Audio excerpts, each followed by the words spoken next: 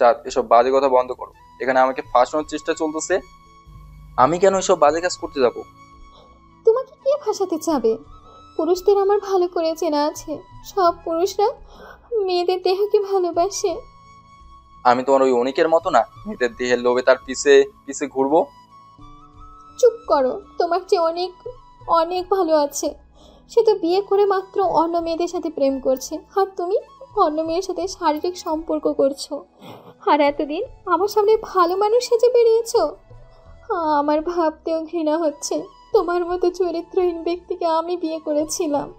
যে মেয়ে স্বামীর কথা বিশ্বাস না করে মা বোনের কথা বিশ্বাস করে, সে মেয়ে আর যাই হোক কাউকে ভালোবাসতে পারে না। তোমার নীতিবাক্য শোনার সময় আমার কাছে নেই। তোমাকে শুধু এতটুকু বলি, সব পুরুষকে আমি ঘৃণা করলেও তোমাকে আমি এখন মনে মনে ভালোবেসেছিলাম। কিন্তু তুমিও সব পুরুষদের মতো মেয়েদের দেহের পাগল। তুমি এই মুহূর্তে আমার বাড়ি থেকে চলে যাবে। তোমার সন্তান হলে এসে নিয়ে যেও। ততদিন তুমি আমার সামনে এসো না।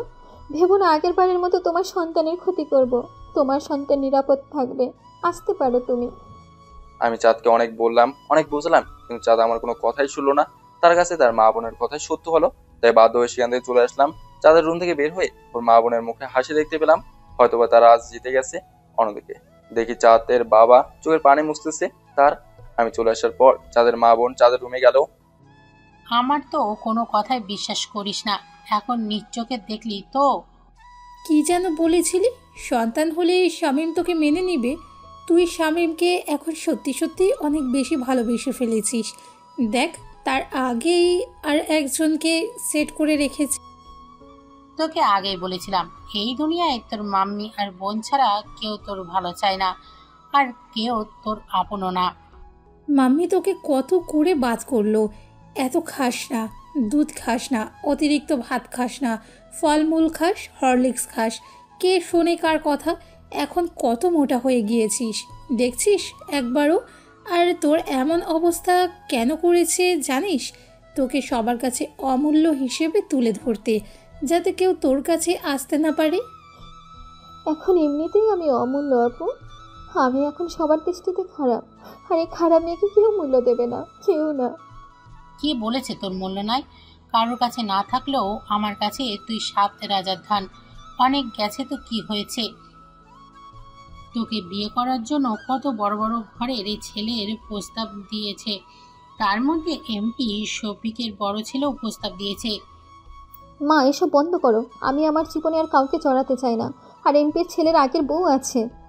আগের বউকে ডিভোর্স দিয়ে তোকে বিয়ে করবে, আর তোর নামে ওর সম্পত্তির অর্ধেক লিখে দিবে বিয়ের আগেই। তোকে শুধু কষ্ট করে একটু স্লিম চেহারায় গড়তে হবে, ঠিক আগের মতো।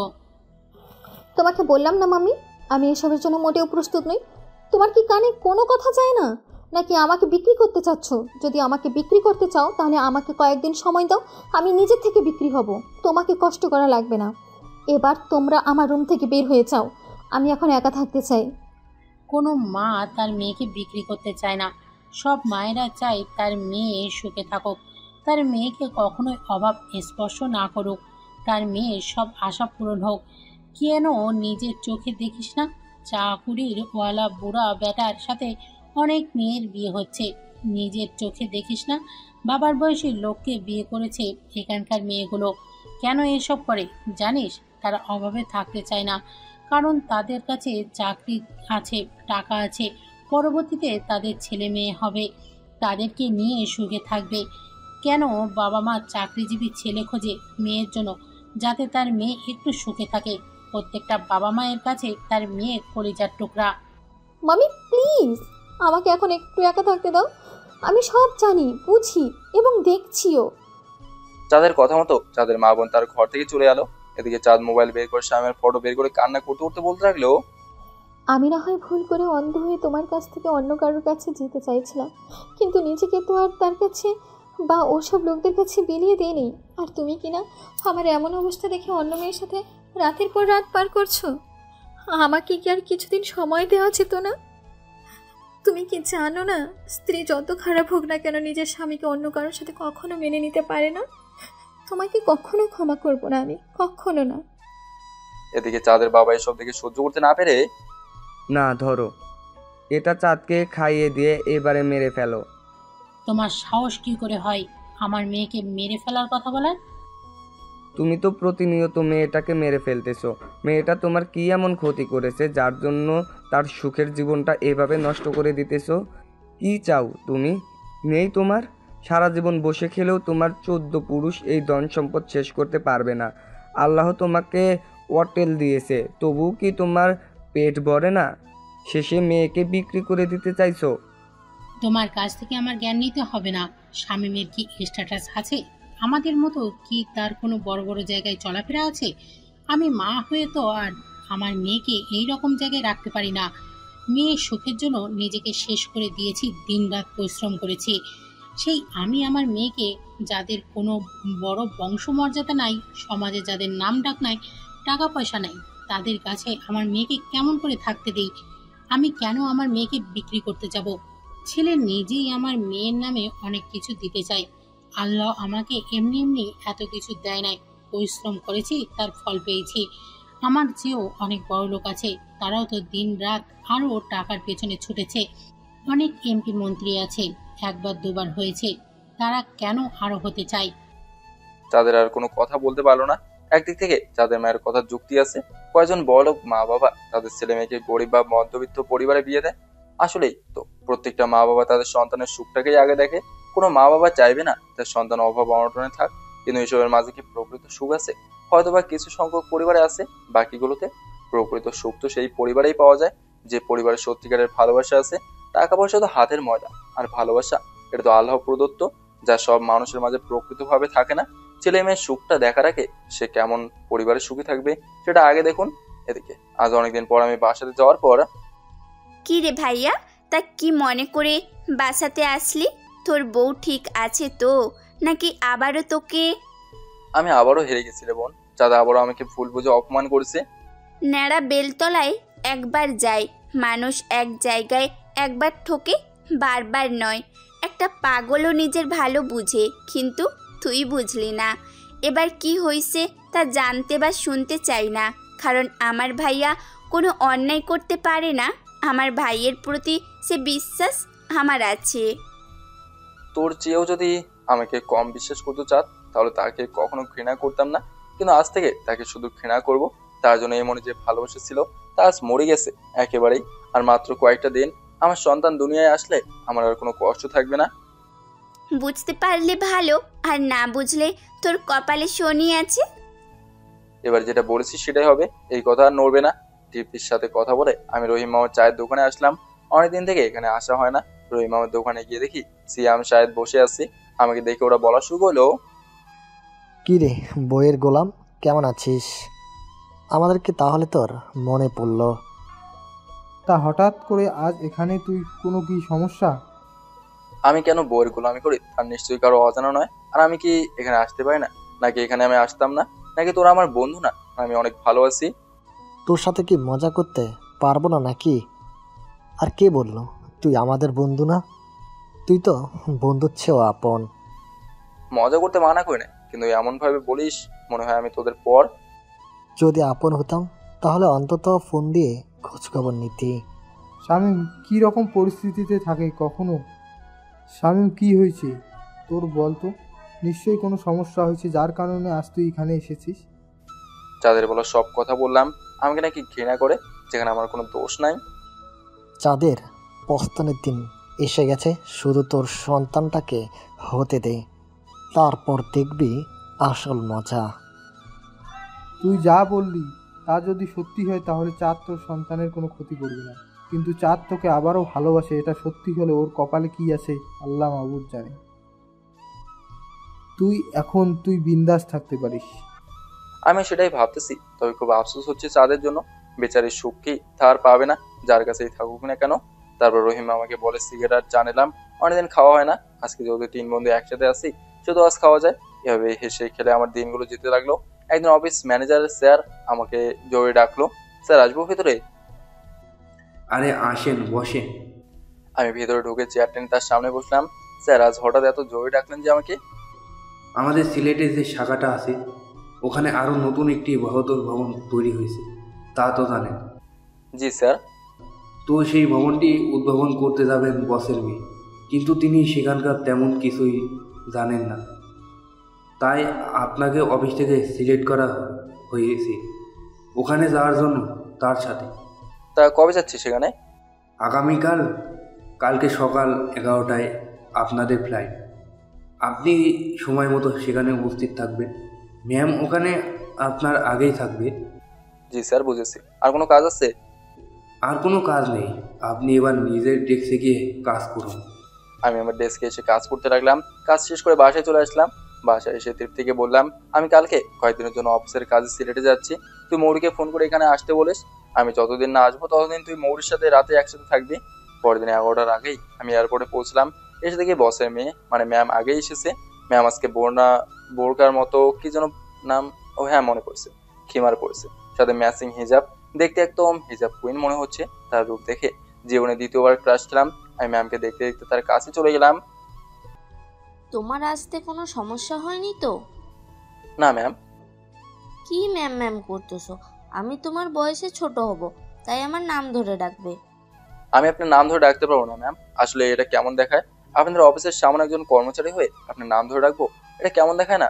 আর মালিকের নাম ধরে ডাকাটাও আমাদের মতো মানুষের শোভা পায় না। তাতে কি হয়েছে? আমি তোমার অফিসের বসের মেয়ে দেখে কি মানুষ না? যেখানে আমি তোমাকে আমার নাম ধরে বলার জন্য বলতেছি, সেখানে এত এক্সকিউজ কেন? আর আমার যেখানে যাচ্ছি সেখানে অফিসের কোনো কাজের জন্য যাচ্ছি না। ওখানে শুধু একটা ভবন তৈরি হয়েছে, তার উদ্বোধন করব। আর তাছাড়া আমার মূল উদ্দেশ্য হচ্ছে সিলেট দেখার, তাই তোমাকে আমার সাথে থাকা লাগবে। তাহলে ম্যাম বললে কেমন দেখায় না? পারবো না ম্যাম। আমি তোমার ম্যাম হয়ে আদেশ করতেছি, এখন থেকে আমার নাম ধরে ডাকবে। নিশ্চয়ই এখন কোনো আপত্তি নেই? জি ঠিক আছে। তাহলে আজ থেকে তুমি আর আমি বন্ধু। এখন থেকে তুমি আমাকে তুমি করে বলবে, আমিও তোমাকে তুমি করে বলবো, এবং আমাকে সুপ্রিয়া বলে ডাকবে। আচ্ছা ঠিক আছে, এবার চলো, আমাদের বিমানের সময় হয়ে গেছে। চলো। দুজনে গিয়ে আমরা সিলেটের বিমানে উঠলাম। সুপ্রিয়া গিয়ে জানলার পাশে বসলো, আমি তার পাশের সিটে বসলাম। এটা আমার প্রথম বিমান জার্নি, তাই সুপ্রিয়া আমার সিট বেল্ট বেঁধে দিল। কিছুক্ষণ পর আমাদের বিমান আকাশ দিয়ে ছুটে চললো। প্রায় 40 মিনিট জার্নি করার পর আমরা সিলেট বিমানবন্দরে পৌঁছলাম। বিমানবন্দর থেকে আমরা হোটেলে চলে আসলাম। আগে অবশ্য কেবিন বুক করে রেখেছিলাম, কিন্তু সমস্যা হলো মাত্র একটা কেবিন নিয়েছে 2 বেডের। তুমি মাত্র একটা রুম নিতে গেলে কেন? আসলে সবগুলো বুক হয়ে গেছে। তাছাড়া এই সময়ে সিলেটের সবগুলো হোটেলের সব কেবিন বুক করা থাকে, কারণ এই সময়ে নানা রকম জায়গা থেকে অনেক পর্যটক সিলেট দেখতে আসে। আর আমি অনেক কষ্টে অনলাইনে এই 2 বেডের কেবিনটা পেয়েছি। আমি তোমার সাথে এক রুমে থাকতে পারবো না। বললাম তো, সবগুলো হোটেল খোঁজ করেছি, কোথাও কোনো কেবিন নাই। আর আমার সাথে তোমার থাকতে কি সমস্যা বলো তো? আসলে আমি আগে কখনো পরনারীর সাথে এক রুমে থাকি নাই। আর তাছাড়া আমি যদি এক রুমে থাকি তাহলে মানুষ তোমাকে বদনাম দেবে, যা আমি চাই না। আমি না হয় তোমার বন্ধু, আর একটা বন্ধুর সাথে আর একটা বন্ধু এক রুমে থাকতে পারে? মানুষ কি বলবে না বলবে তা আমি ভাবি না। আর কি বলবে বদনাম, যে বদনাম বহন করতেছি তার তুলনায় এই বদনাম কিছু না। তোমার আবার কিসের বদনাম বুঝলাম না। আর কিসব বলতেছো তুমি? তোমার সাথে এক ঘরে থাকতে পারবো না আমি। আমার বদনামের কথা নাই বা জানলে এখন? আমার সাথে এক রুমে থাকতে তোমার কোথাও সমস্যা তা আমি জানি। আমার তোমার প্রতি বিশ্বাস, তুমি আমার সাথে খারাপ কিছু করবে না। না মানে তারপরেও এখন আর কোনো মানে খোঁজা লাগবে না। বলো, তুমি আগে বাথরুমে যাবে নাকি আমি যাব? তুমি আগে যাও। তারপর সুপ্রিয়া তার লাগেজ থেকে একটা নীল শাড়ি আর টাওয়াল নিয়ে বাথরুমে গেল। এদিকে আমার ব্যাগ একটা বেডের উপর রেখে বাইরের প্রকৃতি দেখার জন্য ব্যালকনিতে চলে গেলাম। আমি মুগ্ধ নয়নে বাইরের রূপ দেখতেছি। চারিদিকে সব উঁচু উঁচু বিল্ডিং আর সবুজ পাহাড়, এজন্য এক স্বপ্নের দেশ। বাইরের মাথার হাওয়া মনটাকে আরো ফুরফুরে করে দিল। কিছুক্ষণ পর সুপ্রিয়া বাথরুম থেকে বের হলো। সদ্য গোসল করা সুপ্রিয়া চুল থেকে পানি টপ টপ করে পড়তেছে। তার ঠোঁটে শিশির কণার মতো পানির ফোঁটা আটকে আছে। না চাইতো কেন জানি সুপ্রিয়াকে দেখতে মন চাচ্ছে। আর নীল শাড়িতে সুপ্রিয়ার স্বর্গের দেবী মনে হচ্ছে। তার ফর্সা গাল দুটো আর লাল হয়ে গেছে। সুপ্রিয়াকে এই মুহূর্তে রূপের দেবী মনে হচ্ছে। আমি আবারও ওনারের মায়া আটকে গেলাম। তার এরূপ যেন কাউকে কাছে টানার, কাউকে ভালোবেসে আলিঙ্গন করার। আমার এমন করে তাকিয়ে থাকা দেখে সুপ্রিয়া একটু লজ্জা পেল, কিন্তু পরে হাতে তুড়ি বাজিয়ে, আমাকে এমন করে দেখার কি আছে? আমি আর তুমি তো এখানে কয়েকদিন আছি, যাও গিয়ে ফ্রেশ হও। আর এমন করে কি দেখো? তা তো সবসময় তোমাকে দেখতে পাবো, কিন্তু এই মুহূর্তে এই পরীকে রেখে যেতে মন চাচ্ছে না। সুপ্রিয়া এমন রূপ থেকে নিজে কি বলে ফেললাম তা জানি না। কি বলতেছো এসব তুমি? আমার হুঁশ ফিরে আসলে নিজের কাছে নিজেকে ছোট মনে হতে লাগলো, কারণ আমি একজন বিবাহিত ছেলে হয়ে কেমন করে আরেকজনের মায়া নিজেকে জড়াতে চাই। সত্যি বলতে সুপ্রিয়া এইভাবে যে কোনো পুরুষ দেখলে তাকে কাছে পেতে চাইবে না, মানে সরি, আসলে ওইভাবে বলা আমার উচিত হয় নাই। একটা ছেলে মেয়ে একটা বন্ধ করে থাকলে এমন হয়, এটা স্বাভাবিক। তার জন্য সরি বলা লাগে? আর আমার উচিত হয়নি তোমার সামনে এভাবে আসাটা।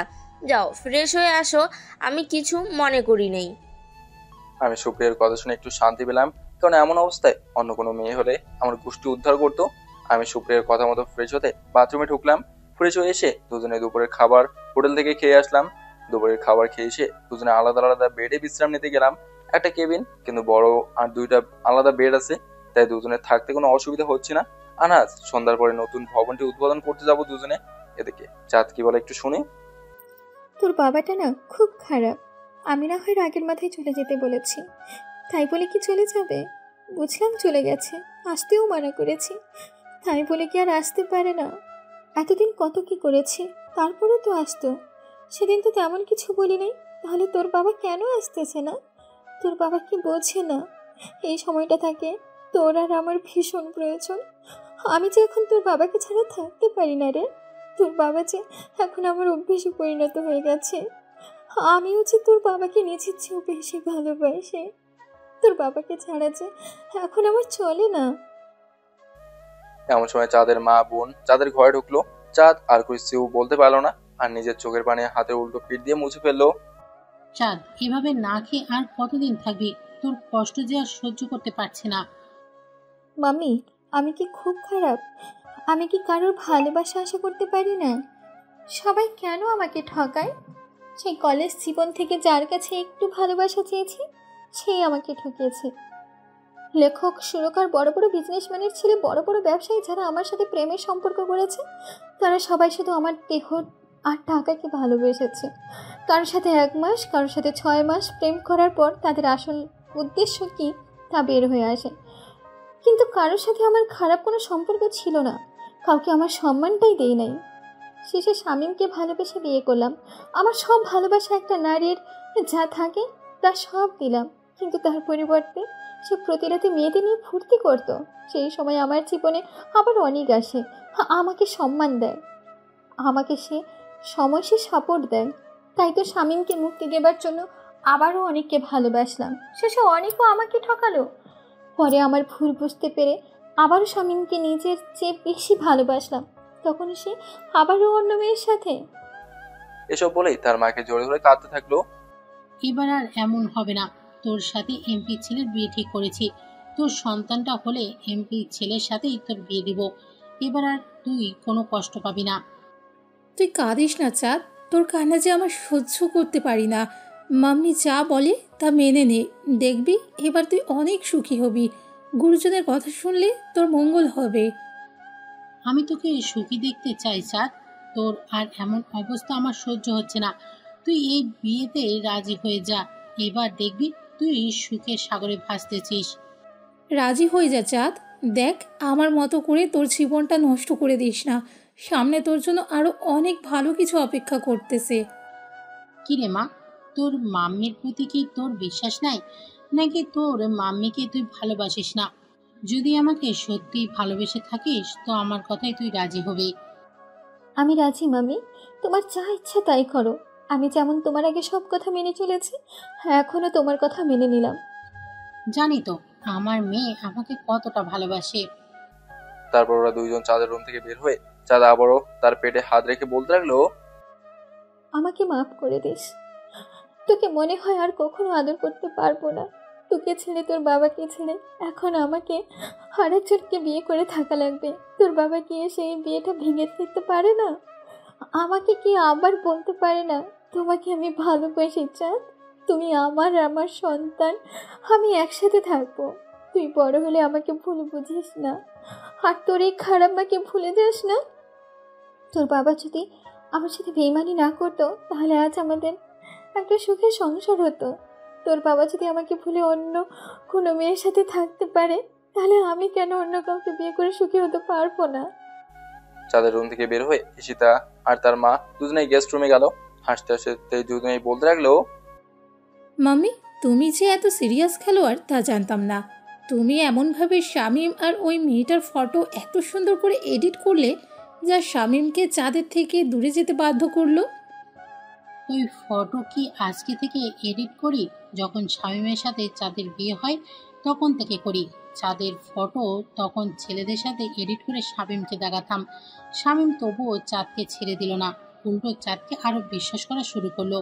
কখনো কোনো অনুষ্ঠান হলে চাঁদকে মানা করে দিতাম শামীমকে যেন সাথে না নেয়। চাঁদকেও কত জায়গায় প্রোগ্রামে পাঠাতাম একাই, যাতে শামীম সন্দেহ করে চাঁদকে ছেড়ে দেয়, তাও দিল না। চাঁদকে বললাম শামীম অন্য মেয়ের সাথে সম্পর্ক করে, চাঁদ বিশ্বাস করে নিল। তাই বললাম ওর মা বোন যেন তোর কিছু না নেয়, নিলেই ঝগড়া করবি। চাঁদও ঝগড়া করা শুরু করে দিল। শেষে কি করলাম, চাঁদকে বললাম শামীমের কাছ থেকে বেশি বেশি করে টাকা নিয়ে মার্কেটে ওরা ঘুরতে যাওয়া, বন্ধুদের সাথে আড্ডা দেওয়া। চাঁদ তাই করলো।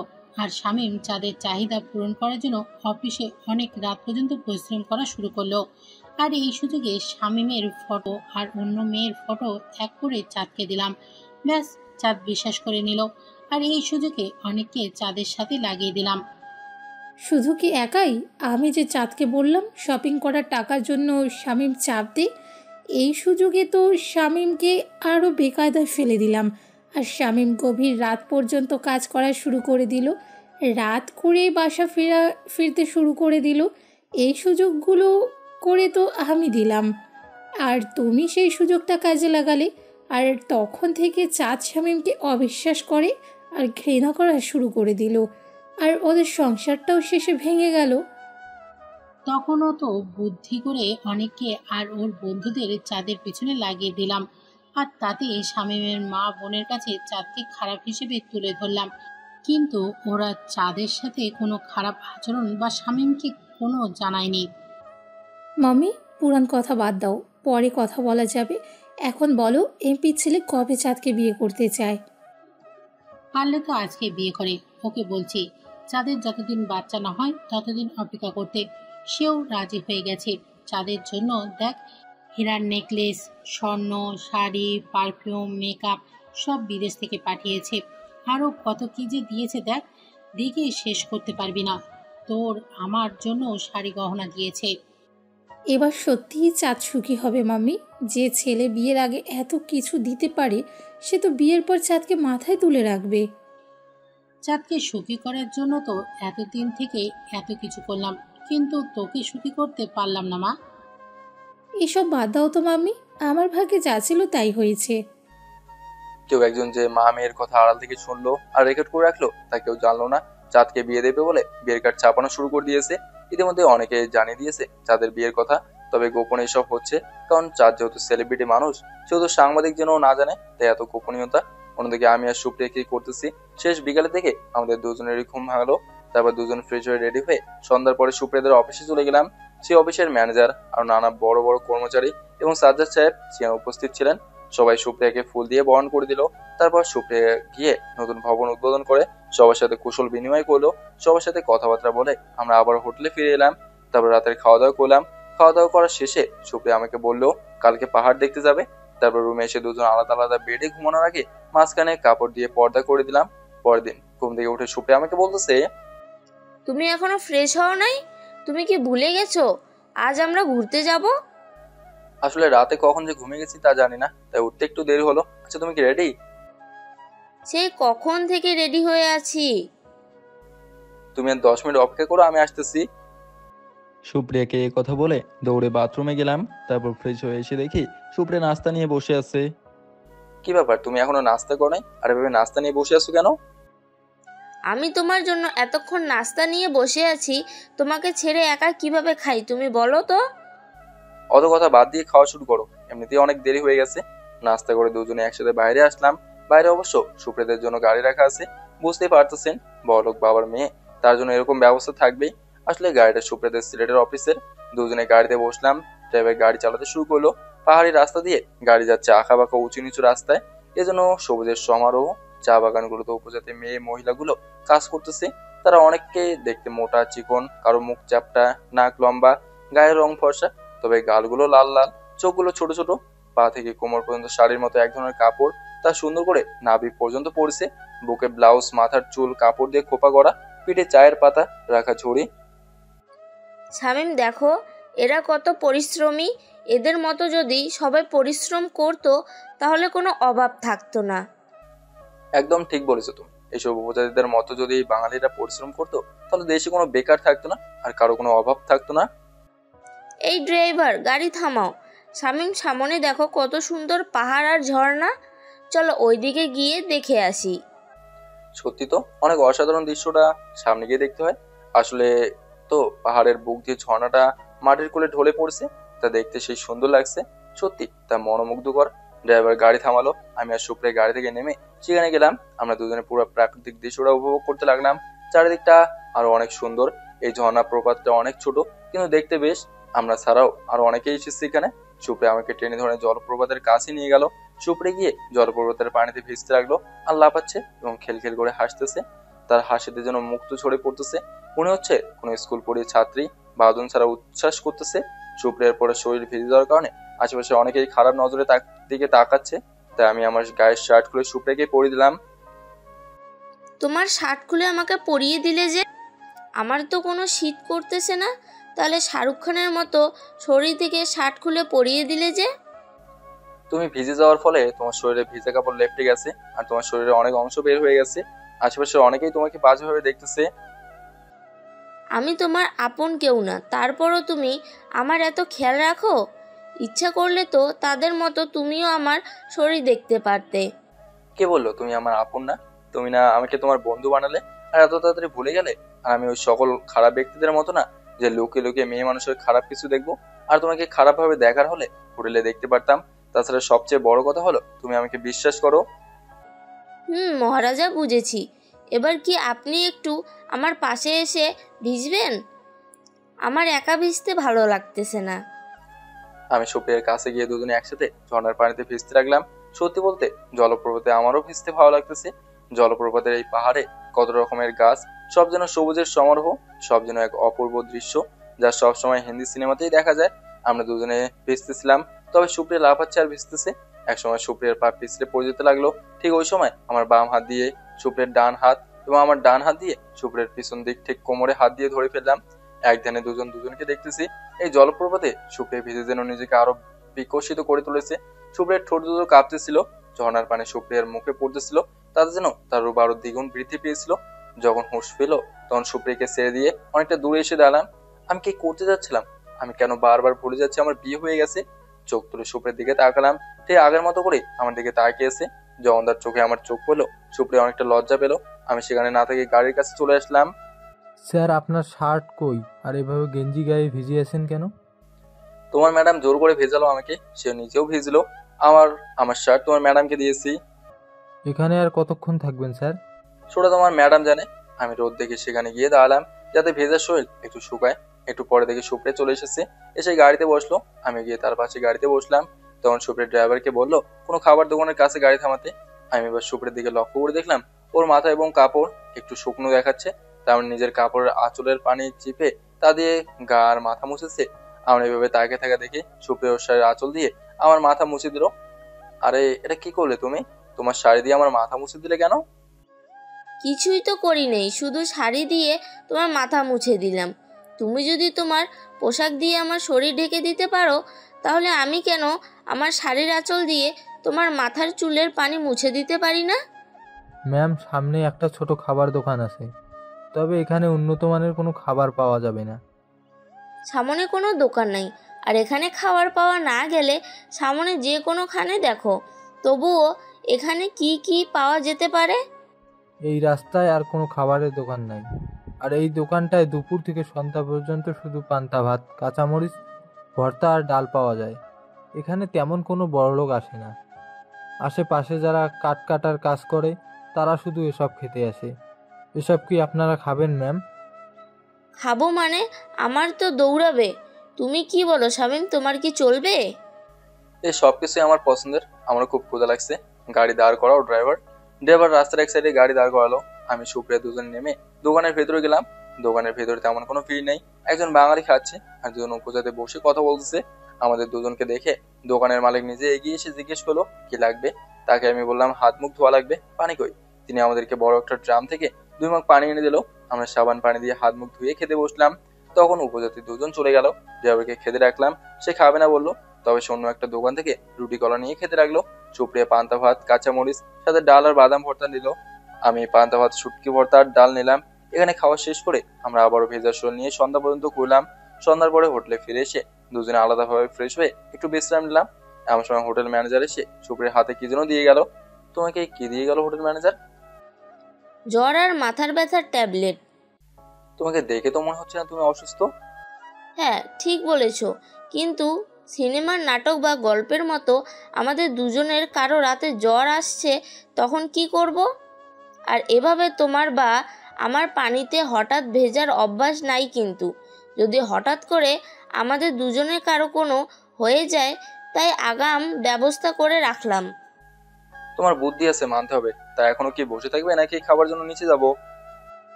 যাব তো, তবে বিকেলের খাবারটা আমার জীবনের সেরা খাবার ছিল, যা কখনো আমি ভুলতে পারবো না। ঢাকা শহরে চাইলেও এমন খাবার খেতে পারবো না। তোমাকে যত দেখতেছি ততই অবাক হচ্ছে। সত্যি বলতে তোমার মাঝে কোনো অহংকার নেই। সেই যখন থেকে আপনার সাথে আমার পরিচয়, তুমি যেভাবে মানুষকে আপন করে নাও, যেভাবে মানুষের ভালো মন্দ খেয়াল রাখো, তুমি যেভাবে অফিসের সবার সাথে মেশো, অন্য কেউ হলে তা কখনো করতো না। আর তুমি কি বললে দুপুরের খাবারটা তোমার জীবনের সেরা খাবার? তুমি জানো গ্রামের মানুষ যেসব খাবার প্রতিনিয়ত খায়, তাদেরকে যদি তোমাদের মতো খাবার খেতে দাও, তারা কখনো বলবে না ওটা তাদের সেরা খাবার। তোমার মতো ভালো মানুষের সাথে একটা খারাপ মানুষ থাকলেও ভালো হয়ে যাবে।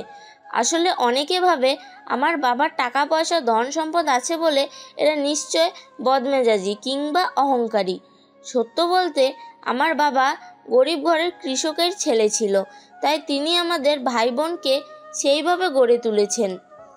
আজ হয়তোবা আমাদের নাম যশ খ্যাতি আছে, কালকে নাও থাকতে পারে। তাছাড়া বাবা আমাদেরকে হাতের অনেক কাজ শিখিয়েছেন, কারণ ভবিষ্যতে কোনো বিপদে পড়লে যেন নিজে কর্ম করে খেতে পারি। তোমার বাবার মতো যদি এদেশের প্রত্যেকটা বাবা তাদের সন্তানকে তোমাদের মতো শিক্ষা দিতেন, তাহলে কোনো ছেলে মেয়ে বাজে নেশা করতো না, জুয়া খেলতো না, রাস্তাঘাটে ইপটিজিং করতো না, কেউ মেয়ে মানুষ কিংবা নারীর সাথে খারাপ সম্পর্কে গড়ে তুলতো না, কোনো মারামারি ঝগড়া বিচ্ছেদ কিছুই থাকতো না। হাতের 5টা আঙ্গুল যেমন সমান না, তেমনি সব মানুষও সমান না। কেউ দুধ বেচে মদ খায়, কেউ মদ বেচে দুধ খায়। এক একজনের মন মানসিকতা এরকম। সবার চিন্তা ভাবনা যদি ভালো হতো, তাহলে আমাদের দেশ উন্নত আর সুখী হতো। এসব কথা বাদ, এখন বলো এখানে তোমার কেমন লাগতেছে? সত্যি বলতে এই কারোর সাথে এত সুন্দর সময় কাটালাম, এরকম সময় কখনো কারোর সাথে কাটায়নি।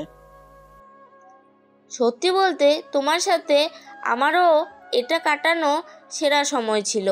আসলে তোমার মতো ছেলেকে সব মেয়েরা লাইফ পার্টনার হিসেবে পেতে চায়। তোমার সাথে যে কোনো মেয়ে মানিয়ে নিতে পারবে। তোমার সাথে যে মেয়ে থাকবে সে কখনো কষ্টে থাকবে না। তোমার মতো করে কখনো কেউ কারো এত খেয়াল রাখবে না। সত্যি বলতে তোমার মতো একজনকে আমিও চাই।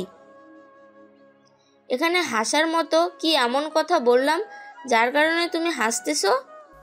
হাসার মতোই তো কথা বলেছো। তুমি কি জানো আমি বিবাহিত, আমার বউ আছে, আর সেই বউ আমাকে পছন্দ করে না। আমার সাথে কি কি করেছে জানো? আমার মতো জীবন সঙ্গী কেউ চায় না। তোমার বিষয়ে আমি সব কিছু জানি এবং শুনেছি। তুমি যদি খারাপ হতে তাহলে আমার বাবা তোমাকে আমার সাথে পাঠাতো না। আসলে তোমার বউয়ের কপাল খারাপ, তাই সে হীরের টুকরোকে কাঠের টুকরো ভেবে ফেলে দিয়েছে। চিন্তা করো না, এবার তোমার জীবনে যে আসবে সে তোমাকে অনেক আগলে রাখবে আর অনেক অনেক ভালোবাসবে। এসব কথা বাদ দাও, এখন চলো খেয়ে এসে ঘুমাবো। কালকে সকালে তোমাকে একটা জায়গায় নিয়ে যাব। তারপর দুজনে রাতের খাবার খেয়ে এসে ঘুমিয়ে গেলাম। পরের দিন সুপ্রিয়াকে নিয়ে শহরের বাইরে একটা গ্রামে নিয়ে গেলাম। আসলে এই সময়ে এই গ্রামে বড় মেলা বসে। দূর দূরান্ত থেকে অনেকেই আসে এখানে মেলা দেখতে। উপজাতিরা নানা রকম ভাবে সেজে এসেছে। অনেক উপজাতি নানা জিনিসের দোকান দিয়েছে। সুপ্রিয়া প্রত্যেকটা দোকান ঘুরে ঘুরে দেখতেছে আর যা পছন্দ হচ্ছে তাই নিচ্ছে। আমার চোখ আটকে গেল এক খাসিয়া মেয়ে চুড়ির দোকানে। সেই মেয়েটি নানা রঙের কাচের চুড়ি বিক্রি করতেছে। আমি ওই দোকানে গিয়ে লাল আর নীল রঙের চুড়ি কিনলাম সুপ্রিয়াকে দেবো বলে। পাশের দোকান থেকে একটা তাঁতের আকাশি নীল শাড়িও কিনলাম সুপ্রিয়াকেই দেবো বলে। আরো অনেক কিছু কিনলাম, কারণ আমার বাসাতেও আমার একমাত্র ছোট বোন আছে, তাকে তো দেওয়া লাগবে। কেনাকাটা করে পেছনে ঘুরে দেখি সুপ্রিয়া নাই। একটু খুঁজে সামনে দেখতে পেলাম সুপ্রিয়া একটা দোকানে বসে গুড়ের জিলাপি খাচ্ছে। আমি ওর কাছে গেলে আমাকেও খেতে বললো। সুপ্রিয়া মেলায় আসা প্রত্যেকটা দোকানের জিনিস খেয়েছে, যেমন ধরেন মুড়ি মুড়কি, সন্দেশ, পিঠা, মোয়া, খেজুরের রস, ডাবের পানি, নাড়ু, ঝালমুড়ি, টক আচার, মেলাতে আসা আরো অনেক কিছু সে একটু একটু করে কিনে খেয়েছে। সিলেটের পাহাড়গুলোতে মানুষ চাষাবাদ বাদেও আরো নানা রকম ফলমূল চাষ করে। ছোট ছোট নদীগুলোর মাছ ধরে সিলেটের মানুষ বিদেশে বেশিরভাগ থাকে। সিলেটের মানুষ অন্যান্য জেলার মানুষের চেয়ে একটু বেশি পরিশ্রম করে। আমরা এই গ্রামটাও সন্ধ্যা পর্যন্ত ঘুরে দেখলাম। সেদিন রাতে আমরা হোটেল থেকে আবার সিলেট শহরে গেলাম মার্কেট করার জন্য। শপিং করা হলে রাতের খাবার বাইরে খেয়ে এসে হোটেলে চলে আসলাম। দুজলে ব্যালকনিতে ইজি চেয়ারে বসলাম। তখন আমি রুমে গিয়ে সুপ্রিয়ার জন্য কেনা চুড়িগুলো আর তাঁতের শাড়ি দিলাম। চুড়িগুলো অবশ্য আমি তাকে নিজেই পরিয়ে দিলাম। ওয়াও, এগুলো তুমি কোথায় পেলে? চুড়িগুলো তো খুব সুন্দর, আর শাড়িটা আরো বেশি সুন্দর। তুমি যখন জিলাপি খাচ্ছিলে তখন চোখে যায় একটা খাসিয়া মেয়ের দিকে। ওই উপজাতি মেয়েটাই সব বিক্রি করতেছিল, তাই তোমার জন্য কিনলাম। তা কি মনে করে আমাকে এগুলো পরিয়ে দিলে তুমি? সুপ্রিয়ার এমন প্রশ্ন শুনে আমি ভেবা চেকে খেলাম আর লজ্জাতেও পড়ে গেলাম। আমার এমন অবস্থা দেখে সুপ্রিয়া মিটমিট করে হাসতে লাগলো। পরক্ষণে সুপ্রিয়াকে বললাম, কেন তুমি না বলেছিলে তুমি আমার বন্ধু আর আমি তোমার বন্ধু, তাই বন্ধুর অধিকার নিয়ে তোমাকে এগুলো পরিয়ে দিয়েছি। কেন, বউ করে কি আমাকে পরিয়ে দেওয়া যেতে পারে না? কোনো বললে কি তুমি? না, কেন বলি নেই। তুমি একটু বসো, আমি আসতেছি। সুপ্রিয়া রুমে ঢুকে তার লাগেজ থেকে কি যেন বের করলো। তারপর সুপ্রিয়া ব্যালকনির দরজা বন্ধ করে দিয়ে প্রায় 10 মিনিট পর আমার কাছে আসলো। তাদের শাড়িটাতে সুপ্রিয়াকে একেবারে গ্রামের বউ বউ মনে হচ্ছে। তোমার চোখ বন্ধ করো আর তোমার ডান হাত সামনে বাড়িয়ে দাও। কেন? অত কথা না বলে যা করতে বললাম তাই করো। চোখ বন্ধ করে ডান হাতটা সামনে বাড়িয়ে দিলাম। অনুভব করতে পারতেছি সুপ্রিয়া আমার হাতে যেন কি পরিয়ে দিতেছে। পড়ানো শেষ হলে আমি চোখ খুলে দেখি হাতে একটা দামি ঘড়ি। আর এই ঘড়িটা আমার হাতে পরিয়ে দিলে কেন? তাছাড়া আমি মেয়ে মানুষের কাছ থেকে কোনো নেওয়া পছন্দ করি না, আর মেয়েদের কাছ থেকে কোনো নেইও না। আর এতদিন তো নিশ্চয়ই দেখেছো আমি হাতে ঘড়ি পরি না। সবচেয়ে বড় কথা হচ্ছে বর্তমান সময়ে কেউ ঘড়ি পরে? কেন, আমি কি তোমার বন্ধু না?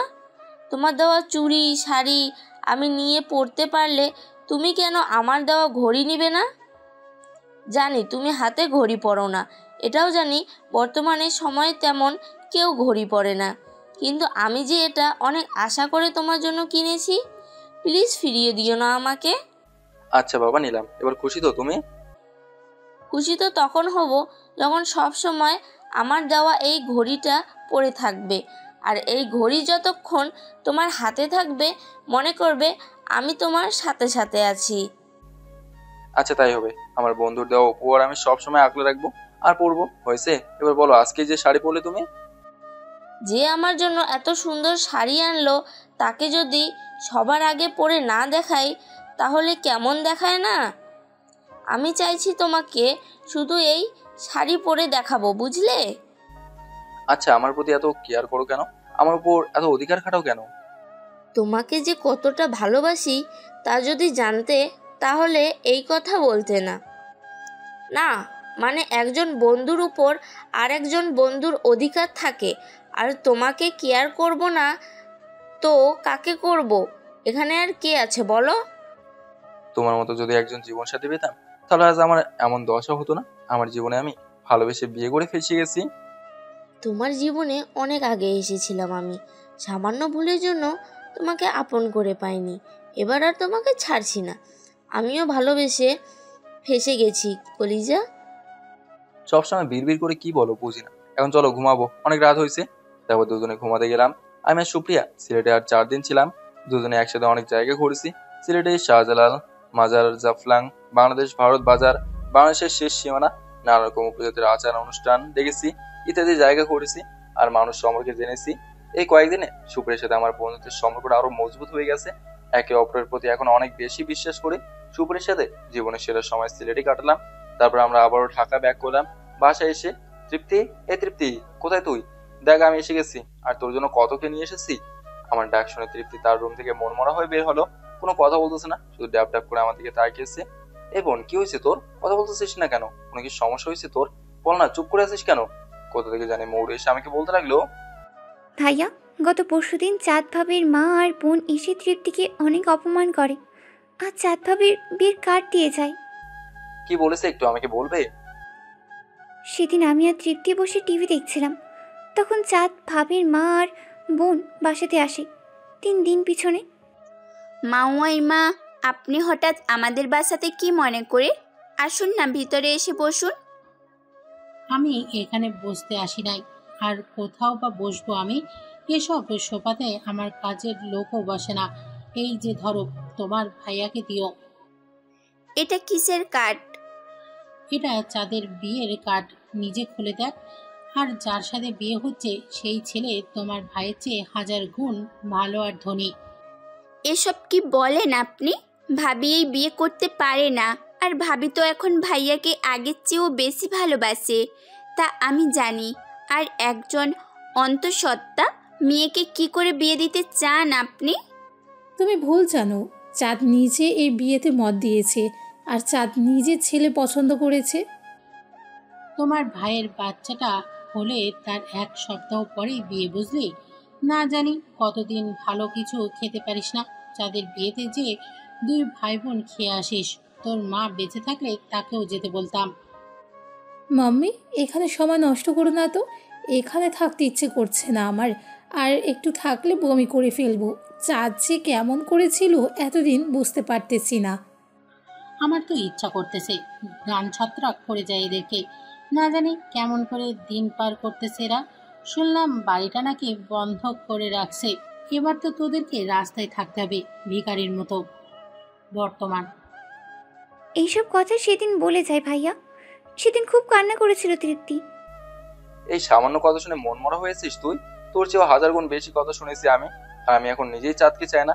যেদিন চাঁদ আমার সন্তানকে মেরে ফেলতে চাইছিল, সেদিনই চাঁদের নাম আমার মন থেকে মুছে ফেলেছি। চাইলে কি তুই চাঁদ ভাবিকে মন থেকে মুছে ফেলতে পারবি? তুই যেমন আমাকে আর মাকে ভালোবাসিস, তেমনি চাঁদ ভাবিকেও তো ভালোবাসিস তুই। এটা তোর ভুল ধারণা তৃপ্তি। তোকে আর মাকে ভালোবাসি, কিন্তু চাঁদ ভালোবাসি না, ঘৃণা করি আমি। এখন এসব বাজে কথা রাখ।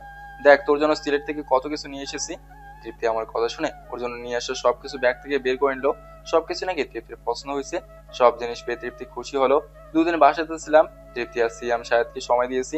2 দিন পর অফিসে গেলাম, গিয়ে নিজের ডেস্কে বসে কাজ করতে থাকলাম। পিয়ন চাচা এসে বললো সুপ্রিয়া নাকি আমাকে ডাকতেছে। আমি হাতের কাজ শেষ করে সুপ্রিয়ার কেবিনে চলে গেলাম। ম্যাম, আমাকে ডেকেছেন?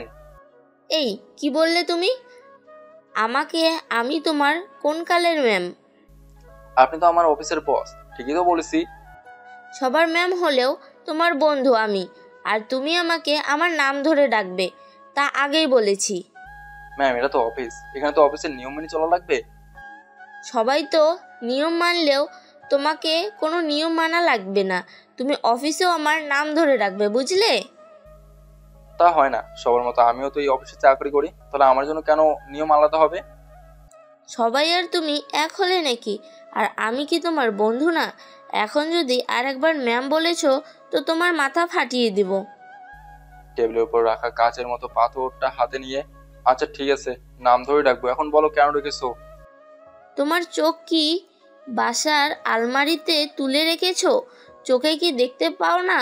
তোমার দেওয়া শাড়ি আর চুড়ি পরেছি, তা কি দেখতেছো না? আমি এবারে খেয়াল করে দেখলাম, সত্যি তো সুপ্রিয়া আমার দেওয়া শাড়ি আর চুড়ি পরেছে। এখন আর দেখতে হবে না, দুপুরে এখানে চলে আসবে, একসাথে খাবো। আমি তো ক্যান্টিনে খাই, তোমার সাথে খেতে পারবো না। দেখো, তোমার জন্য কষ্ট করে রান্না করে নিয়ে এসেছি। তুমি যদি দুপুরে এখানে এসে আমার সাথে না খাও, তাহলে কিন্তু আমিও খাবো না, মনে রেখো। আচ্ছা ঠিক আছে, আসবো। সুপ্রিয়ার কেবিন থেকে বের হয়ে এসে আবারও কাজে মনোযোগী হলাম। কাজ করতে করতে কখন যে লাঞ্চের সময় হয়ে গেছে বুঝতে পারি নাই। আমার দেরি দেখে তৃপ্তি আবারও পিয়ন চাচাকে আমাকে ডাকার জন্য পাঠিয়েছে। আমি সাথে সাথে সুপ্রিয়ার কেবিনে চলে গেলাম। কি এমন কাজ করো যে দুপুরের খাবার কথা ভুলে যাও? এতক্ষণ থেকে খাবার নিয়ে তোমার জন্য বসে আছি। যাও বাথরুমে গিয়ে ফ্রেশ হয়ে আসো, তারপর খাবো। আমি সুপ্রিয়ার কথা শুনে বাথরুমে গিয়ে ফ্রেশ হয়ে আসলাম। এসে দেখি সব আমার পছন্দের খাবার, লাল শাক, আলু ভর্তা, পটল ভাজি, মসুর ডাল আর খাসির মাংস ভুনা, সাদা ইলিশ মাছ ভাজি এবং দেশি ছোট মাছ। আমার সব পছন্দের খাবার। আমার সামনে জিভে জল চলে এসে গেছে। এভাবে না দেখে খেতে বসো, তোমার জন্যই তো নিয়ে এসেছি। এসব যে আমার পছন্দের খাবার তা কার কাছ থেকে জানলে?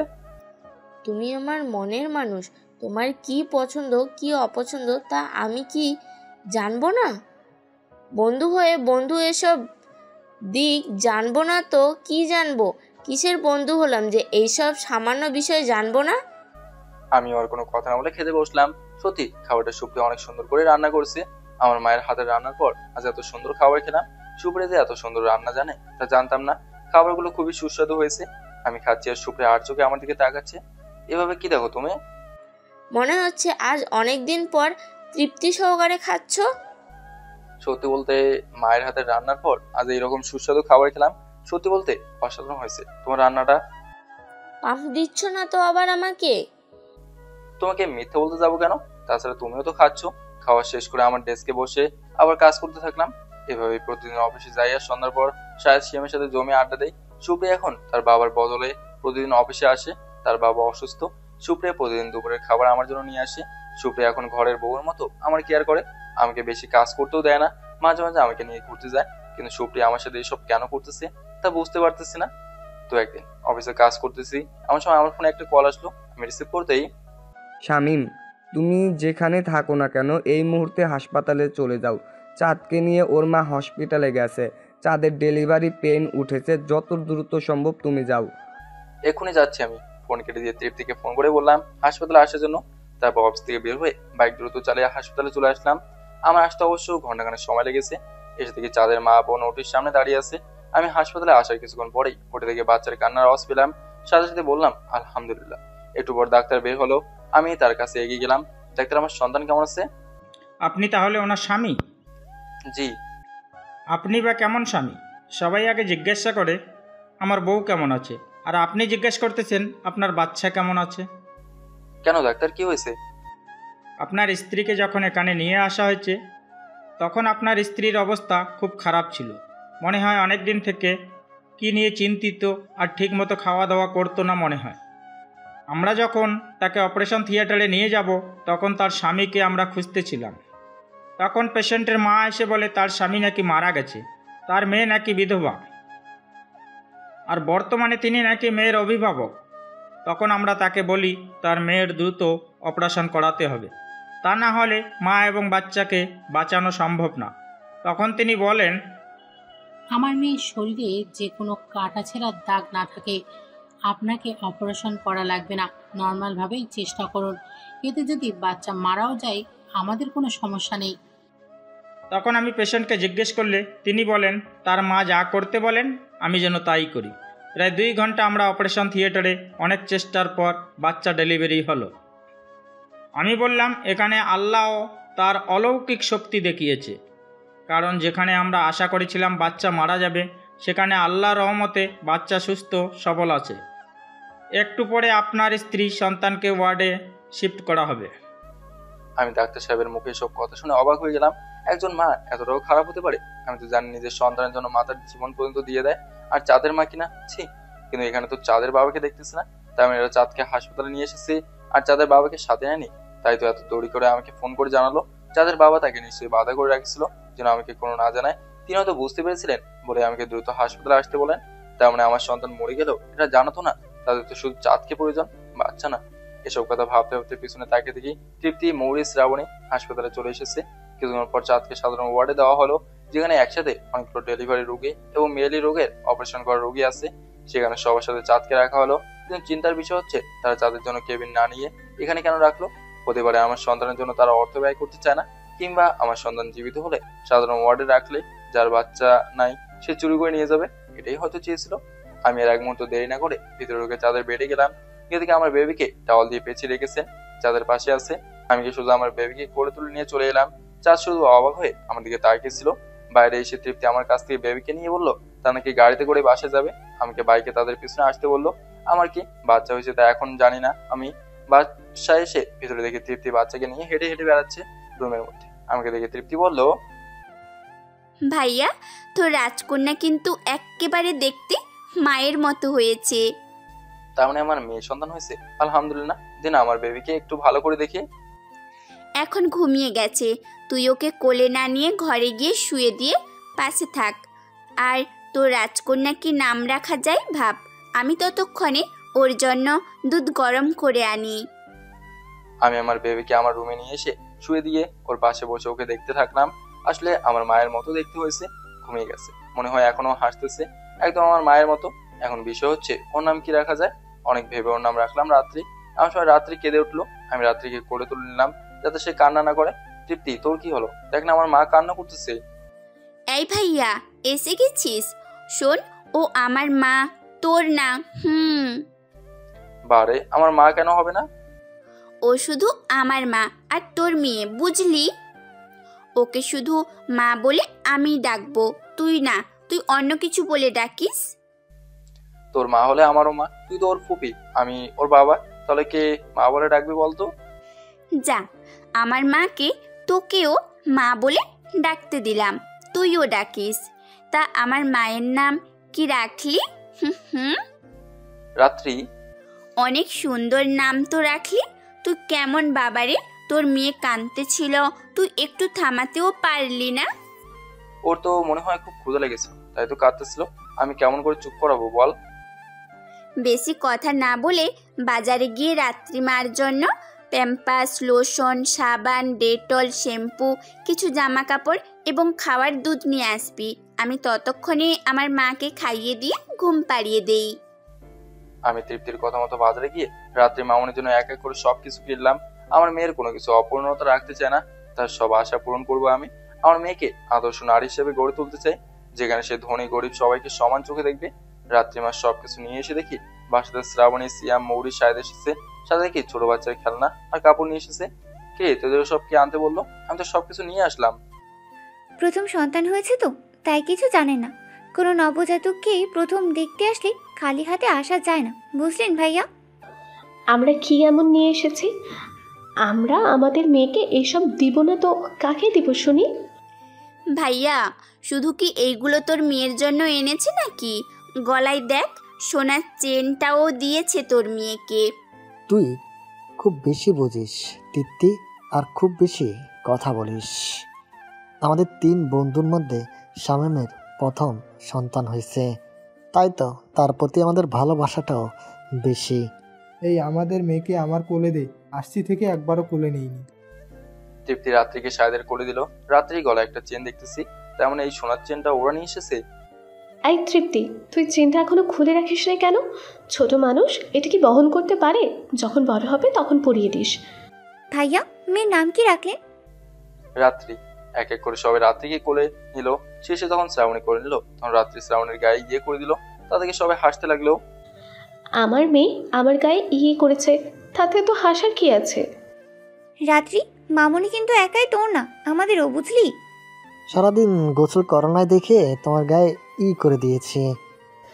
তুমি আমাকে সবার সামনে পচাচ্ছ। তাহলে তো সিয়ামও গোসল করে নেই। তুই জানিস আমি গোসল করি নাই? হ্যাঁ ভাইয়া, ও আজকে গোসল করে নাই, একেবারে পচা। সবাই মিলে হাসি ঠাট্টা করতে লাগলাম।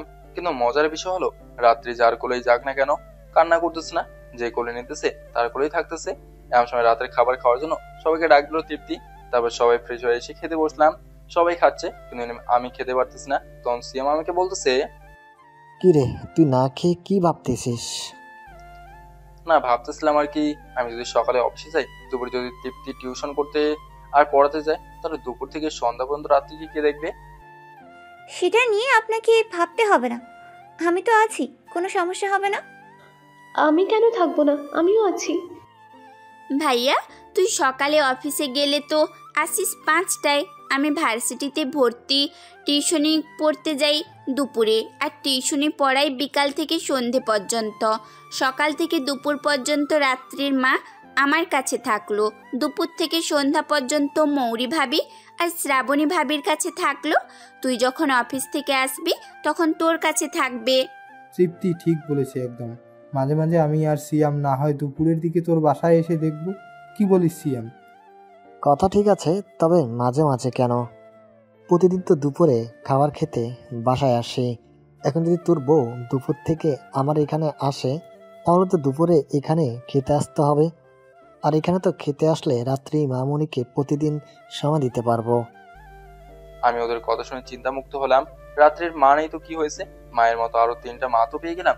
আসলে আমি একাই রাত্রি খেয়াল রাখতে পারতাম, কিন্তু মাত্র 1 দিন বয়সের বাচ্চাকে তো সাথে করে কোথাও নিয়ে আসা যাওয়া যায় না। যখন একটু বড় হবে তখন না হয় বাবা আর মায়ের 2টা দায়িত্ব একাই পালন করব। আবার তো রাত্রি এদের কাছ থেকে একটু মায়ের ভালোবাসা পাক। খাওয়া দাওয়া শেষ করে সায়দার সিয়ামকে পকেট থেকে টাকা বের করে দিলাম। টাকা কিসের জন্য দিলি? কালকে সকালে মিষ্টি কিনে পুরো মহল্লার মানুষকে খাওয়াবে। তোর আগে আমরা সব করে ফেলেছি। শ্রাবণী যখন বাসায় এসে বলল তোর মেয়ে হয়েছে, তখনই আমি আর শাহিদ মিষ্টি কিনে এনে সবাইকে খাইয়েছি। তাহলে এই টাকা দিয়ে তোদের অফিসের সবাইকে মিষ্টি খাওয়াবে? এসব তোকে ভাবতে হবে না, আমি আর সিয়াম সব সামলে নেব। কিন্তু তোর এই টাকাটা আমরা তোকে ফিরিয়ে দেব না। তোর এই টাকাগুলো সব এতিমখানায় দেব। তোদের যে কি বলবো তার ভাষায় খুঁজে পাচ্ছি না। আমার সব রকম বিপদে তোদের পাশে পাইছি, এমন করে কোনো আত্মীয় স্বজন পাশে থাকে না। আরে এসব কি বলিস? আমরা না তোর বন্ধু? বন্ধুর সুখে দুঃখে যদি পাশে না থাকি তাহলে কিসের বন্ধু হলাম? আজকে যে আমি সিয়াম চাকরি করতেছি সেটাও তোর ওসিলায়। শ্রাবণীকে বউ করে পেয়েছি, তাও তোর কল্যাণে। শাহিদ যে মরিবাবিকে বিয়ে করেছে, তা তো তোর অবদান সব। তুই যদি এদের মা বাবা কেননা বোঝাতেই, তাহলে এদেরকে কোনোদিনও আমরা জীবনসঙ্গী হিসেবে পেতাম না। আমাদের মতো বেকারের হাতে তো এদেরকে তুলে দিতে চায় না এদের বাবা মা। এদের বিয়ে তো অন্য কোথাও ঠিক করে রেখেছিল। আমরা যখন বেকার অবস্থায় এদের বিয়ে করেছি, তখন তুই আর তোর মা আমাদেরকে এ বাসাতে জায়গায় দিয়েছিলি।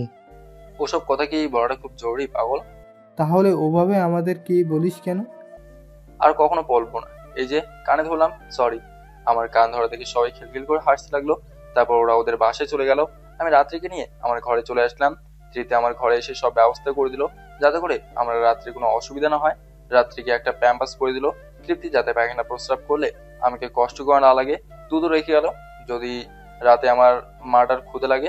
তারপর রাত্রিকে শুয়ে দিলাম আর আমি ওর পাশে শুয়ে পড়লাম। এই বাচ্চাটার বয়স মাত্র 1 দিন, কিন্তু সেই বুঝতেই পারলো না তার মা তার কাছে নেই। চাঁদকে আমাকে বাধা দিতে পারতো না, বলতে পারতো না মাত্র 1 দিনের বাচ্চাকে নিয়ে যেতে পারবে না তুমি? আমাকেও তো বলতে পারতো আমার মেয়েকে তোমাকে নিয়ে যেতে দেবো না। চাঁদ এগুলোর একটাও করলো না। আমাকে নাকি চাঁদ ভালোবাসে, তাহলে তার সেই ভালোবাসা কোথায় গেল? একবারও কি ভাবলো না মা ছাড়া এই ছোট বাচ্চাটা মানুষ হবে কেমন করে? এই সন্তান তো শুধু আমার একার না, এর মা তো চাঁদ। তাহলে কেমন করে চাঁদ নিজের সন্তানকে স্বীকার করে না? এসব ভাবতেছি এমন সময় রাত্রি কেঁদে উঠলো। তাকে তুলে রুমে হেঁটে হেঁটে দুধ খাওয়াতে লাগলাম। কিছুক্ষণ পর রাত্রি চুপ হলো। দুধ খেতে খেতে রাত্রি ঘুমিয়ে পড়লো। আমি আর রাত্রি একসাথে গিয়ে শুয়ে পড়লাম।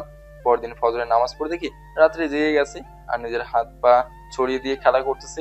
আমি রাত্রির কাছে যাওয়া মাত্র সে কান্না করতেছে, মনে হয় ক্ষুধা লাগছে। তাকে কোলে তুললাম। কোলে নেওয়া মাত্র রাত্রি কান্না করা বন্ধ করলো। আমি রাত্রিকে নিয়ে ছাদে গেলাম। বাবা মেয়ে ছাদে অনেকক্ষণ থাকলাম। আমি রাত্রির সাথে নানা রকম কথা বললাম। রাত্রি শুধু আমার দিকে তাকাচ্ছিল আর জিভ বের করতেছিল। অবশেষে সময় হলে রাত্রিকে নিয়ে চলে আসলাম তৃপ্তির কোলে। রাত্রিকে দিলাম। তৃপ্তি রাত্রিকে দুধ খাওয়াতে লাগলো। আসলে রাত্রির জন্য গরুর দুধ কিনে আনা হয়েছে, তাই খাইয়ে দিতেছি আমরা। আমি ফ্রেশ হয়ে এসে নাস্তা করে অফিসে যাওয়ার সময় রাত্রির মাকে চুমু দিয়ে অফিসে গেলাম। অফিসে ঢোকার আগে সবার জন্য মিষ্টি কিনলাম। অফিসে গিয়ে সবাইকে মিষ্টি দিলাম। সবাই জিজ্ঞেস করলো কি উপলক্ষে। আমি বললাম আমার মেয়ে বাচ্চা হয়েছে, তাই। ওদের কাছ থেকে সরাসরি সুপ্রিয়ার কেবিনে চলে গেলাম। কালকে এত তাড়াহুড়ো করে অফিস থেকে চলে গেলে যে, তারপর তোমাকে কতবার ফোন দিলাম, তোমার ফোন বন্ধ বললো বারবার। জানো তখন আমার কত টেনশন হচ্ছিল, তোমার বাসার ঠিকানাও জানি না যে যাব। প্রথমে সরি তোমাকে না বলে যাওয়ার জন্য, আর আমার ফোন কখন বন্ধ হয়েছে তা জানি না। আমি আর এখন পর্যন্ত ফোন দেখি নাই আমি। কিন্তু তুমি আমার নাম্বার কোথায় পেলে? তোমাকে তো আমি নাম্বার দেই নাই। তোমার নাম্বার কি শুধু তোমার কাছেই আছে, আর কি কারো কাছে নাই? তোমার নাম্বার কি শুধু তোমার কাছে থেকে নিতে হবে নাকি? আমি ম্যানেজারের কাছ থেকে নিয়েছি। এবার বলো কালকে অমন তাড়াহুড়ো করে কোথায় গিয়েছিলে? এবার তুমি হা করো, তারপর বলতেছি। সুপ্রিয়া হা করার পর ওর মুখে পুরো মিষ্টি ঢুকে দিলাম। তারপর পকেট থেকে মোবাইল বের করে দেখি সত্যি তো আমার ফোন বন্ধ হয়ে চার্জ শেষ হয়ে গেছে। সুপ্রিয়ার দিকে তাকিয়ে দেখি সে আমার দিকে জিজ্ঞাসা দৃষ্টিতে তাকিয়ে আছে। সে ভাবতে পারতেছে না তাকে কেন মিষ্টি খাওয়ালাম। কালকে আমি প্রথম বাবা হওয়ার স্বাদ গ্রহণ করেছি, এই কারণে কাউকে কোনো না জানে সরাসরি হাসপাতালে চলে গিয়েছি।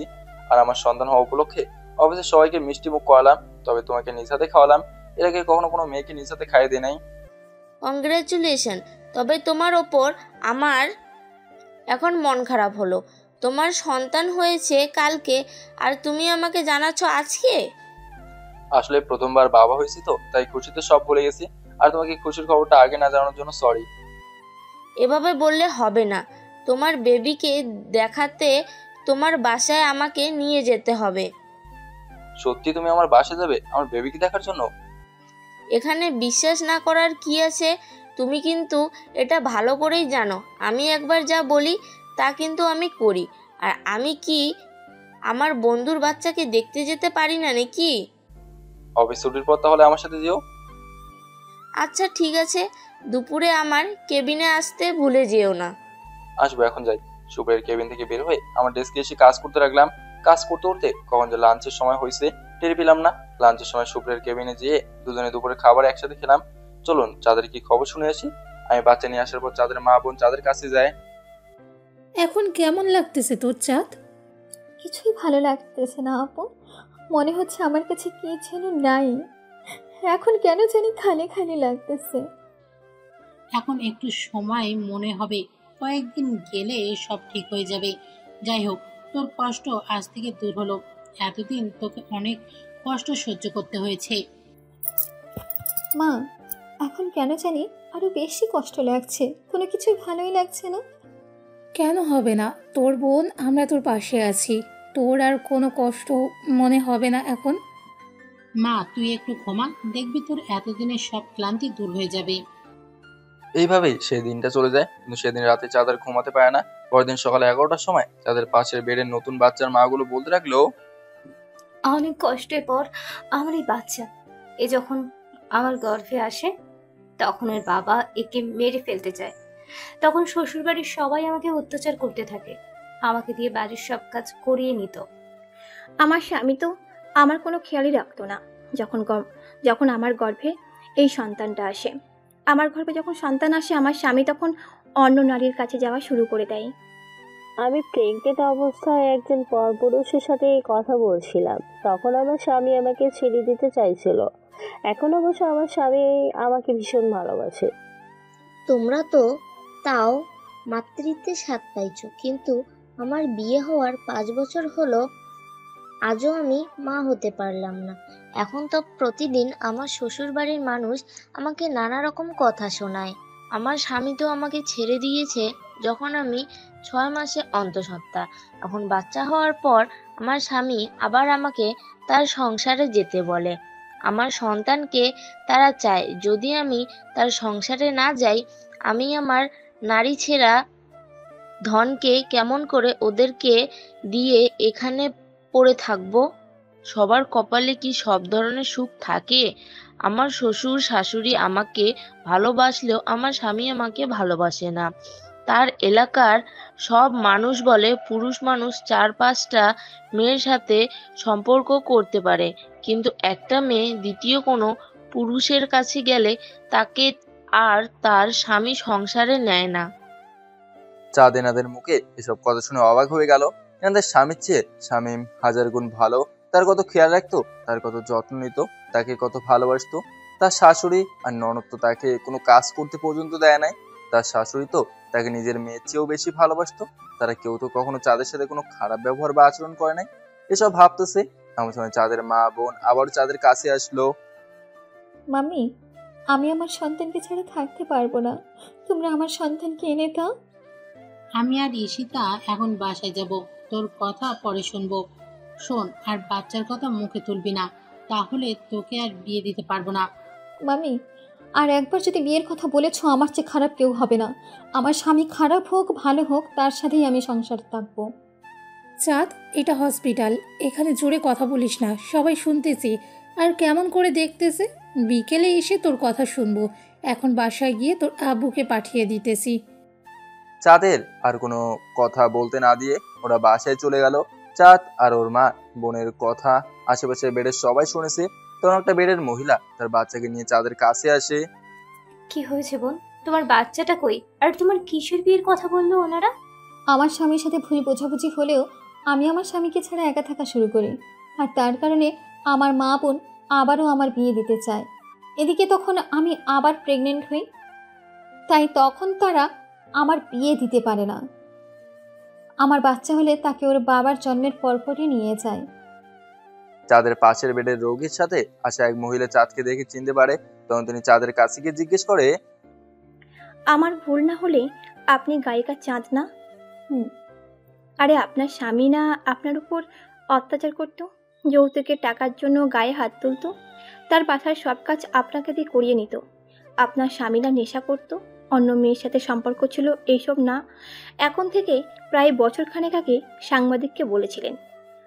আর আপনাদের নাকি ডিভোর্স হয়ে গেছে, সেদিন তো এই কথাটাও বলেছিলেন। না, ডিভোর্স হয়নি আমাদের।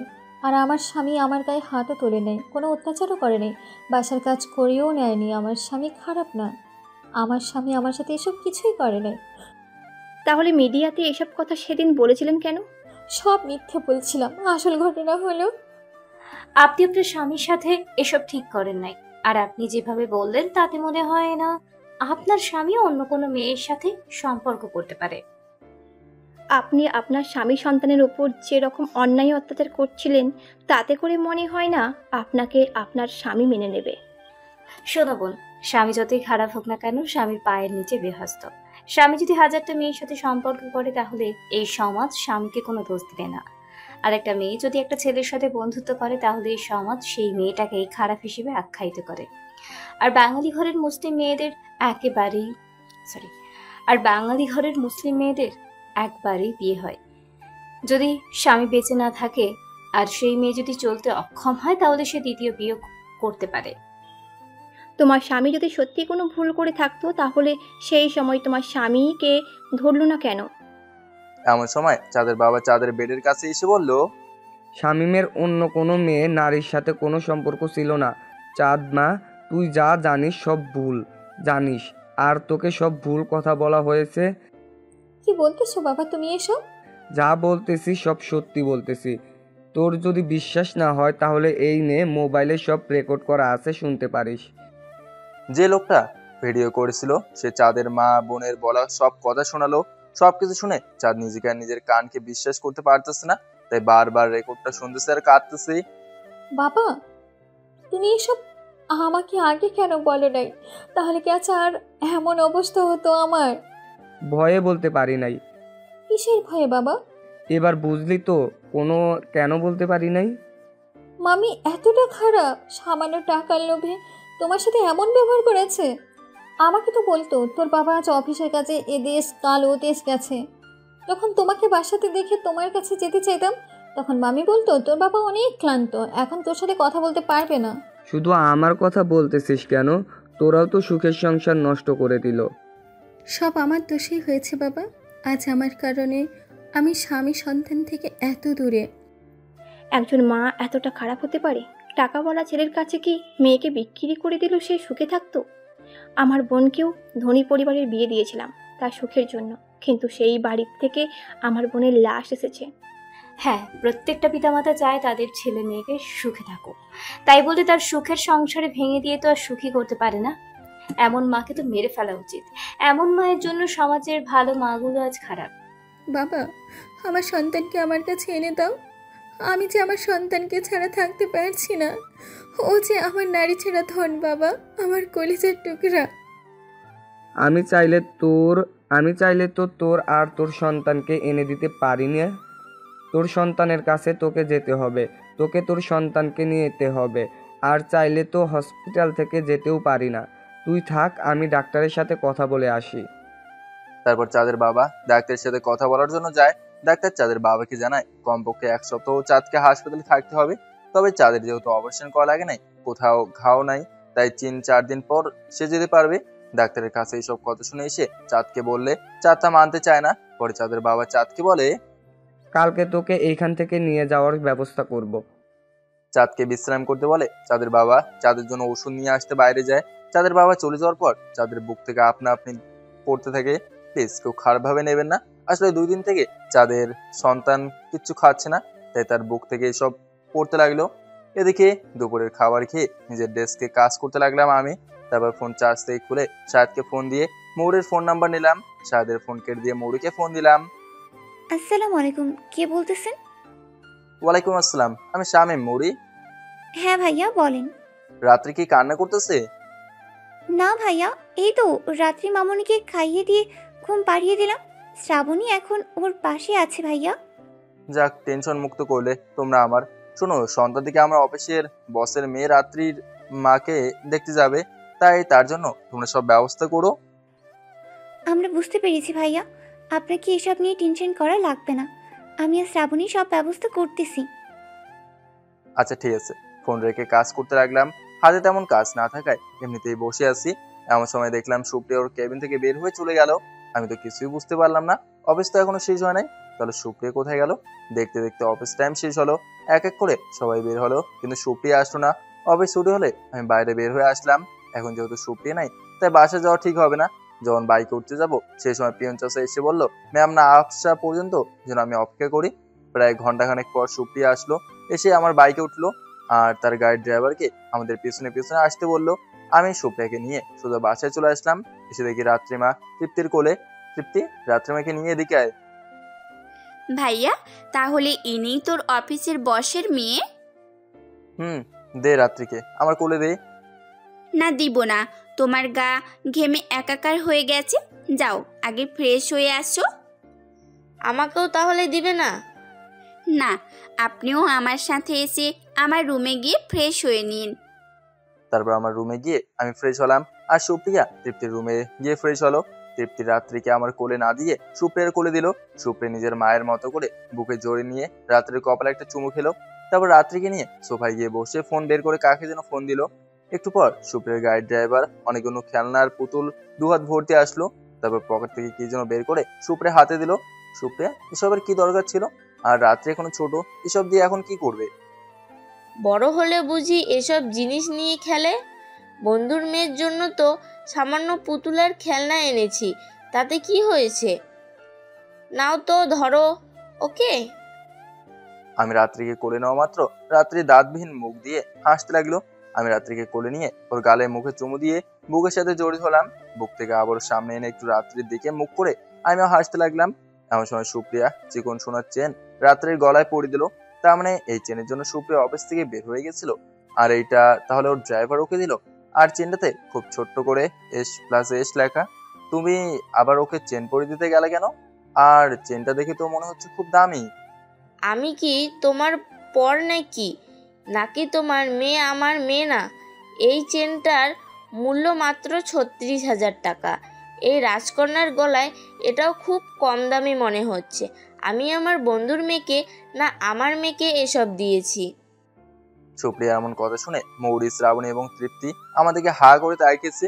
সুপ্রিয়া ওদেরকে পাত্তা না দিয়ে রাত্রিকে আমার কোল থেকে নিয়ে আদর করতে লাগলো। মনে হচ্ছে মা তার সন্তানকে আদর করতেছে। রাত্রি জিভ বের করে হাত পা মোড়া দিয়ে সুপ্রিয়ার সাথে সেও মেতে উঠলো।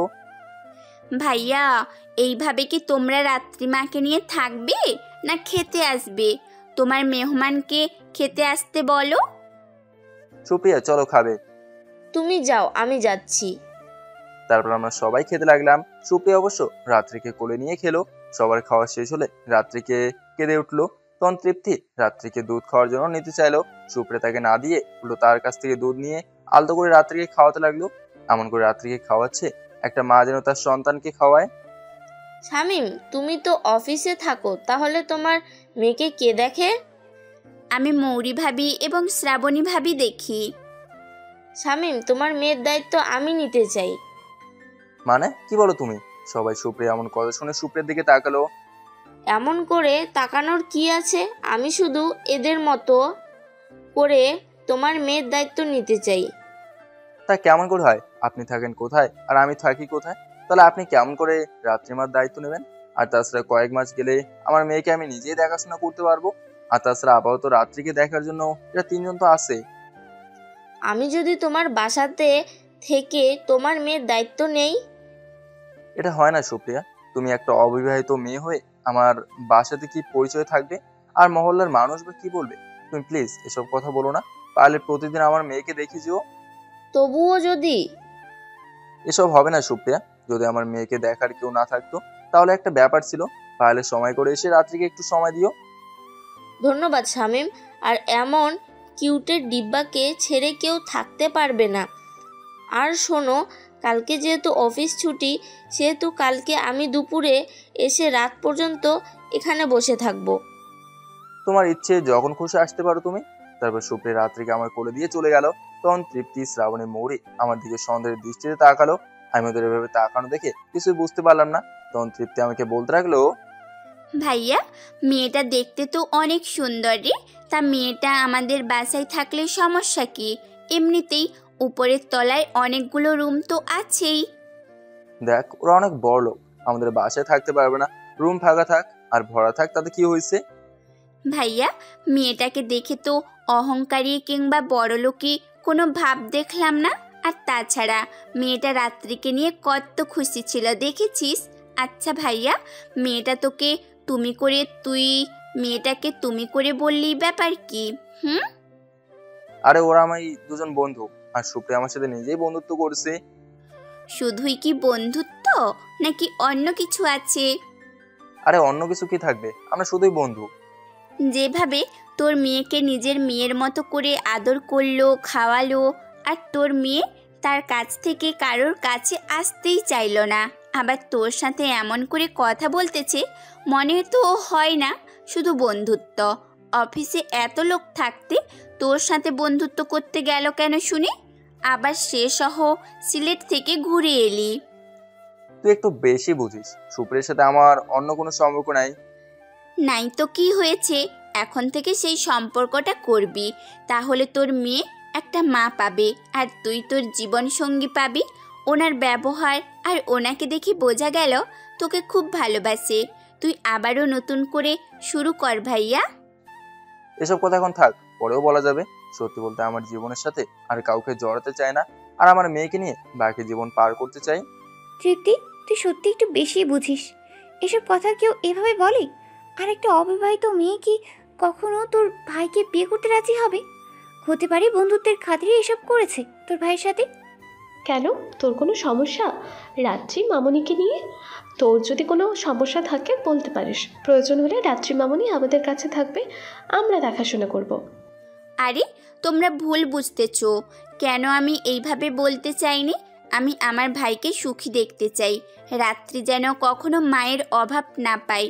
তাই আমরা তো আর সারা জীবন রাত্রিকে মায়ের মতো দেখতে পারবো না, তাই না? তোমাদের নিজের তো সংসার আছে, তোমাদের যখন বাচ্চা হবে তখন। আর তাছাড়া চাঁদ যদি বিয়ে করতে পারে, আমার ভাইয়া কেন বিয়ে করে নতুন করে সব শুরু করতে পারবে না শুনি? আরে এসব রাখ মৌরি, শ্রাবণী, চলো তোমাদের বাসাতে দিয়ে আসি। শায়দ সিএম আসার মনে হয় সময় হয়ে গেছে। আসলে কথা ঘোরানোর জন্য এটা করলাম। শায়দ সিএম এর অফিস ছুটি হলে আমার বাসাতেই আসতো, তো আমাদের বাসাতে দেখতো শ্রাবণী আর মৌরি নাই, তাই ওদেরকে বাসায় পৌঁছে দিয়ে এসে আমার বাসায় চলে আসলাম। গতকালের মতো আজকেও রাত্রি মাসেও ঘুমের দেশে চলে গেলাম। ফজরের নামাজ পড়ে আবারও ঘুমিয়ে গেলাম, কারণ আজ তো অফিস ছুটি আর রাত্রিও ঘুম থেকে উঠে নাই। সকালে উঠে তৃপ্তি নাস্তা তৈরি করলো। চলুন চাঁদের কাছ থেকে ঘুরে আসি। সেদিন চাঁদের বুক থেকে এইসব হওয়ার পর তা দেখে চাঁদ অনেক কান্না করে, মনে মনে ভাবতে থাকে, আমার মেয়ে কিভাবে আছে? শামীম তো অফিস করে, তৃপ্তি কলেজে আছে, তাহলে আমার মেয়েকে কে দেখে? আর কেমন করে আছে আমার মেয়ে? নিশ্চয়ই আমার মেয়ে কান্না করছে। মনে হয় কাল থেকে আমার মেয়ে এখনো কোনো খায় নাই। এই কথা মনে হতেই চাঁদ কেঁদে উঠলো। সেদিন আর চাঁদের মা বোন হাসপাতালে আসে নাই, চাঁদের বাবাই চাঁদের পাশে ছিল। পরের দিন ভোরবেলা এক পোয়াতে মহিলা মারা যায়। সেদিন সকালে চাঁদের বাবা হাসপাতাল থেকে ছাড়পত্র নেয়। সেই সময় চাঁদের মা বোন হাসপাতালে আসে। চাঁদ, তুই বেড থেকে উঠে কোথায় যাচ্ছিস? তুই এখনো অসুস্থ, শুয়ে থাক মা। তোমার ওই মুখ দিয়ে আমাকে আর মা বলে ডাকবে না। আমি এখানে থেকে কি করব? আমি এখন আমার স্বামীর বাসায় যাব, আমার সন্তানের কাছে যাব। তোকে না মানা করেছি, তারপরও কেন তুই ওই ছোট লোক আর চরিত্রহীন আর তার মেয়ের কথা বলছিস? তুই আমার মেয়ে, তোকে বলবো না তো কাকে বলবো? কাকে ছোট লোক আর চরিত্রহীন বলছো? সবচেয়ে তোমার আর তোমার বড় মেয়ের সাজানো নাটক ছিল, তা এতদিন বুঝতে পারিনি, কিন্তু এখন আমি সব জেনে গেছি। তুমি মা হয়ে নিজের মেয়ের এত বড় ক্ষতি করতে পারলে কি করে? সব মা তো তার সন্তানের জন্য নিজের জীবন পর্যন্ত দিয়ে দেয়, আর তুমি তুমি তোমার মেয়ের সুখের সংসারটা এভাবে নষ্ট করে দিলে। চাঁদের মা চাঁদের কথা শুনে তার স্বামীর দিকে রাগে চোখে তাকালো। তাহলে সব জেনে গেছিস তো ভালো হয়েছে। তুই কখনো ওই ছোট লোকের ঘরে সুখী হতি না, তাই তোর সাথে এমন করেছি। কে বললো আমি আমার মেয়ের জন্য নিজের জীবন দিতে পারবো না? তোদের দুই বোনকে মানুষ করেছে কে? পড়াশোনা শিখিয়েছে কে? তোদেরকে শক্ত অবস্থানে দাঁড় করিয়েছে কে? তোদের সব আশা আকাঙ্ক্ষা কে পূরণ করিয়েছে? তোদের দুই বোনের সব দাবি কে মিটিয়েছে? তোর ভালোর জন্যই এসব করতে বাধ্য হয়েছি আমি। আমি তো সেখানে সুখী ছিলাম মাম্মি, কোনো তো অভিযোগ ছিল না। যদি কোনো অভাব অনটনে পড়তাম তাহলে আমার কি আল্লাহ কম দিয়েছিল? তা দিয়ে পূরণ করতাম। আর তোমার যদি আমার টাকা পয়সার উপর এতই লোভ তাহলে আমাকে বলতে, আমি হাসতে হাসতে সব কিছু তোমাকে দিয়ে দিতাম। তোমার তো কোনো কথার কখনো অবাধ্য হই নাই মাম্মি। আমাকে দেখে কি তোর অর্থলোভী মনে হয়? আমার কি টাকা পয়সা অর্থ ও সম্পদ কম আছে নাকি? আর তুই যে এত কিছু করছিস, কার কল্যাণের করছিস? আমি যদি এতই অর্থলোভী হতাম তাহলে তোর সমস্ত কিছু কবে আমার করে নিতাম। শামীমের দেওয়া কাবিনের টাকা তোর অ্যাকাউন্টে রাখতাম না। অর্থলোভী হলে তোদের দুই বোনের পেছনে লক্ষ লক্ষ টাকা খরচ করতাম না। আমি অর্থলোভী হলে তোদের এত ভালো অবস্থানে নিয়ে যেতাম না। শামীমের আমাদের সাথে যায় না, আমরা কোথায় আর সে কোথায়। ওর স্ট্যাটাস আর আমাদের স্ট্যাটাস দেখেছিস কত বড় পার্থক্য? শোন, তোর বিয়ে আর 4 দিন পর এমপির ছেলের সাথেই দিব। তোমার সাথে আমার কথা বলতেও ইচ্ছে করছে না। যে মহিলা নিজের স্বামীর সাথে বাজে ব্যবহার করতে পারে, যে মহিলা ভালোবাসার অভিনয় করে স্বামীর সব কিছু কেড়ে নিতে পারে, সে মহিলা আর যাই করুক না কেন কাউকে সুখী হতে দিতে পারে না। চাঁদ, মা হয় আমাদের, ভদ্রভাবে কথা বল। এই জন্যই তো এখনো কোনো করি নাই। সামনে থেকে সরে যা, আমার দেরি হয়ে যাচ্ছে। না, তোকে ওই ছোট লোকের কাছে যেতে দিব না। আমি যাব, সরো। চাঁদ যখন সামনের দিকে পা বাড়ালো যাওয়ার জন্য, তখন চাঁদের মা চাঁদের সামনে 2 হাত প্রসারিত করে দাঁড়ালো। তখন চাঁদ ভীষণ রেগে গেল। ঠাস ঠাস করে চাঁদের মায়ের গালে 2টো থাপ্পড় পড়লো। কি ভাবছেন চাঁদ মেরেছে? আরে না, মেয়ে হয়ে মায়ের গায়ে হাত তুলতে পারে? মা যতই খারাপ হোক না কেন, মেয়ে কখনো মাকে মারতে পারে না। আসলে থাপ্পড় মেরেছে চাঁদের বাবা। তুমি আমাকে মারতে পারলে? হ্যাঁ পারলাম। তোকে এই থাপ্পড় আমার আগেই মারা উচিত ছিল। আমার সাথে যে অন্যায় করেছো সব মেনে নিয়েছি, কিন্তু আমার মেয়ের সাথে আর কোনো অন্যায় করলে মেনে নিব না। চাঁদ, তুই যা তোর স্বামী সন্তানের কাছে। না, চাঁদকে আমি ওই ছোট লোকের কাছে যেতে দিব না। আবারও চাঁদের সামনে গিয়ে দাঁড়ালো তার মা। এমন সময় ভোর রাতে মরে যাওয়া পোয়াতে মহিলার বাচ্চাটা কেঁদে উঠলো। বাচ্চাটার কাছে সেই ভোর থেকে এখনো কেউ আসে নাই। যখন মেয়েটা পোয়াতি হয় তখন তার মা এসেছিল একবার, কিন্তু মেয়েটা ভোরে মারা গেছে। তারপর আর কেউ আসে নাই লাশের কাছে আর লাশ নিতেও। আর এদিকে তার বাচ্চাটা ক্ষুধায় কাঁদতেছে। তখন চাঁদের তার সন্তানের কথা মনে পড়ে গেল। তার সন্তানও নিশ্চয়ই এইভাবে ক্ষুধার জন্য কান্না করতেছে। মামি দেখো, ওই বাচ্চাটার মা আজ ভোরে মারা গেছে। তখন থেকে বাচ্চাটা তার মায়ের বুকের দুধ পান করতে পারে নাই। দেখো না, ক্ষুধার জন্য কান্না করছে। এই সামান্য সময় আমার সন্তান আজ 3 দিন থেকে আমার কাছে নেই। তাহলে তার কি অবস্থা হয়েছে একবার ভাবো। তুমি না নিজে একটা মা, তুমি নাকি তোমার 2 মেয়ের কষ্ট সহ্য করতে পারো না? তুমি নাকি আমাদের সুখের জন্য সব করতে পারো। মামি, আমার সুখ, আমার স্বামী, আমার সন্তান, তাদের কাছে প্লিজ আমাকে যেতে দাও। আমার এই বুকে অনেক যন্ত্রণা করছে, প্লিজ মামি দয়া করো। 2 হাত জোর করে কপালের কাছে তুলে মাথা নিচু করে কেঁদে কেঁদে বলল, তুই যা চাঁদ, আর কার কাছে এইসব কথা বলতেছিস? এই মহিলা স্বার্থপর। এর মনে কোনো দয়াময়া ভালোবাসা নাই। এ তো পারে মানুষের সংসার নষ্ট করে দিতে, ঘুরতে না। এই সরো চাঁদ, তুই যা। এবার চাঁদ হসপিটাল থেকে বের হয়ে নিচে তার গাড়ি আর ড্রাইভার দাঁড়িয়েছিল। চাঁদ গাড়ি উঠে ড্রাইভারকে গাড়ি জোরে চালাতে বলে, আপনি কেমন মা? নিজের মেয়ের সংসার ভেঙেছেন। আমরা তো মায়েরা মেয়ের সংসার বাঁচানোর জন্য অনেক ত্যাগ স্বীকার করি। কালকে তো আপনার সব কথা আপনার স্বামীর কাছ থেকে শুনলাম। শুধু আমি না, এখানে থাকা সবাই। আপনি নাকি আপনার বড় মেয়েকে সংসার করতেও দেন নাই, তার সংসারটাও নাকি ভেঙেছেন। তার স্বামীর কাছ থেকে তাকে আলাদা রাখতেছেন, শ্বশুর বাড়ি যেতে দেন না। একটাবার কি ভেবে দেখেছেন আপনার বড় মেয়ের ভবিষ্যৎ কি? মনে রাখবেন, টাকা পয়সাওয়ালা স্বামী হলে মেয়ে সুখে হয় না। মনে রাখবেন, একটা মেয়ের অহংকার হলো তার স্বামীর সংসার। তুমি বা কেমন মেয়ে যে নিজের স্বামী আর শ্বশুর শাশুড়িকে আপন করে নিতে পারো না? তোমার মা বাবা যেমন তোমার কাছে আপন, তেমনি তোমার স্বামী বাবা মাও তো তোমার কাছে স্বামীর কাছেই আপন। যে মেয়ে শ্বশুর শাশুড়ির সাথে এক সংসারে থাকতে পারে না, সে পৃথিবীর আর কারোর সাথে থাকতে পারবে না। শ্বশুর শাশুড়ি হলো বটগাছ, বৃদ্ধ হলেও কোনো কাজে না আসলেও মৃত্যুর আগ পর্যন্ত ছায়া দেয়। তোমার শ্বশুর শাশুড়ি বা আর কতদিন বাঁচবে? কিছুদিন তো ওইটাও তোমার সংসার হবে। তুমিও তো কোনো না কোনো এক সময় মা হবে, শাশুড়ি হবে। সারা জীবন কি তোমার শরীর এইরকম থাকবে? আরে আপা, কাকে কি বলতেছেন? যেমন মা তেমনই তো তার মেয়ে হবে। দেখছেন না মা মেয়ে কেমন করে সেজে এসেছে? মনে হয় এনাদের কারো আজ বিয়ে, নয়তোবা কোনো ডিস্কোতে যাবে। কালকে আপনার আর আপনার মেয়ের সম্পর্কে জেনে গেছে এখানে থাকা সবাই। আপনার কি মরণের ভয় নেই? আপনি কি কখনো মরবেন না? মেয়ে দুটাকে ভালো কিছু শিক্ষা দিতে পারলেন না? আপনার এক মেয়ে তো দেশের নাম করা গায়িকা, তাকে তো অনেক মেয়ে আদর্শ মানে, কিন্তু যখন আপনার মেয়ের এমন কথা শুনবে তখন কি আর কেউ আপনার মেয়েকে মূল্যায়ন করবে? মা যতই খারাপ হোক না কেন, মা চায় তার মেয়েকে খুব ভালো করতে। তুমি যদি একটু ভালো হতে তাহলে তোমাকে এনাদের কথা শোনা লাগতো না। তুমি যদি আমার সাথে ছলনা না করে এমনি আমার সব সম্পত্তি চাইতে, তাহলে হাসতে হাসতে তোমাকে আমার সব কিছু দিয়ে দিতাম। চাঁদের মাকে আরো অনেকে অনেক কথা শোনালো, যা শুনে চাঁদের মায়ের বিবেক খুলে গেল। আর তখন সবার সামনে চাঁদের বাবার পা ধরে ক্ষমা চায়। মা মেয়ে দুজনেই। চাঁদের বাবা তার স্ত্রী সন্তানকে ক্ষমা করে দেয়। দেরিতে হলেও তারা ভুল বুঝতে পেরেছে। আর ক্ষমা না করেই বা কি করবে চাঁদের বাবা? কারণ চাঁদের বাবা তার স্ত্রীকে তো এখনো ভালোবাসে, আর তিনিও ভালোবেসে বিয়ে করে ফেসে গেছে। তখন সীতা তার মা বাবাকে বলল তাদেরও স্বামীর বাসায় যাওয়া দরকার, আর তার কাছেও তো ক্ষমা চাইতে হবে। এদিকে আমি রাত্রিকে নিচে নিয়ে এসে নাস্তা করে সোফায় বসে রাত্রিকে দুধ খাওয়াতে লাগলাম। এমন সময় মৌরি আর শ্রাবণী বাসাতে আসলো। রাত্রিকে দুধ খাইয়ে দেওয়ার পর বাবা মেয়ে খেলা করতে লাগলাম, আর আমি রাত্রির সাথে কথা বলতে লাগলাম।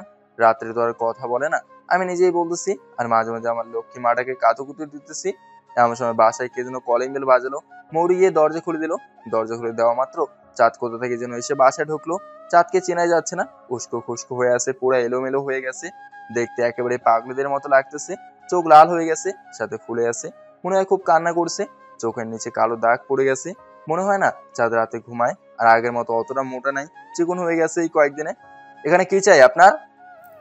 আমি আমার স্বামীর কাছে এসেছি, আমার স্বামীর বাসাতে এসেছি, আর আমার মেয়ের কাছে এসেছি। হাসার মতো কি বললাম যে হাসছো? কি আপনার স্বামী আর কিসের স্বামীর বাড়ি? আপনার সাথে আমার তো ডিভোর্স হয়ে গেছে, আর আপনি তো আমাকে স্বামী হিসেবে মানেন না।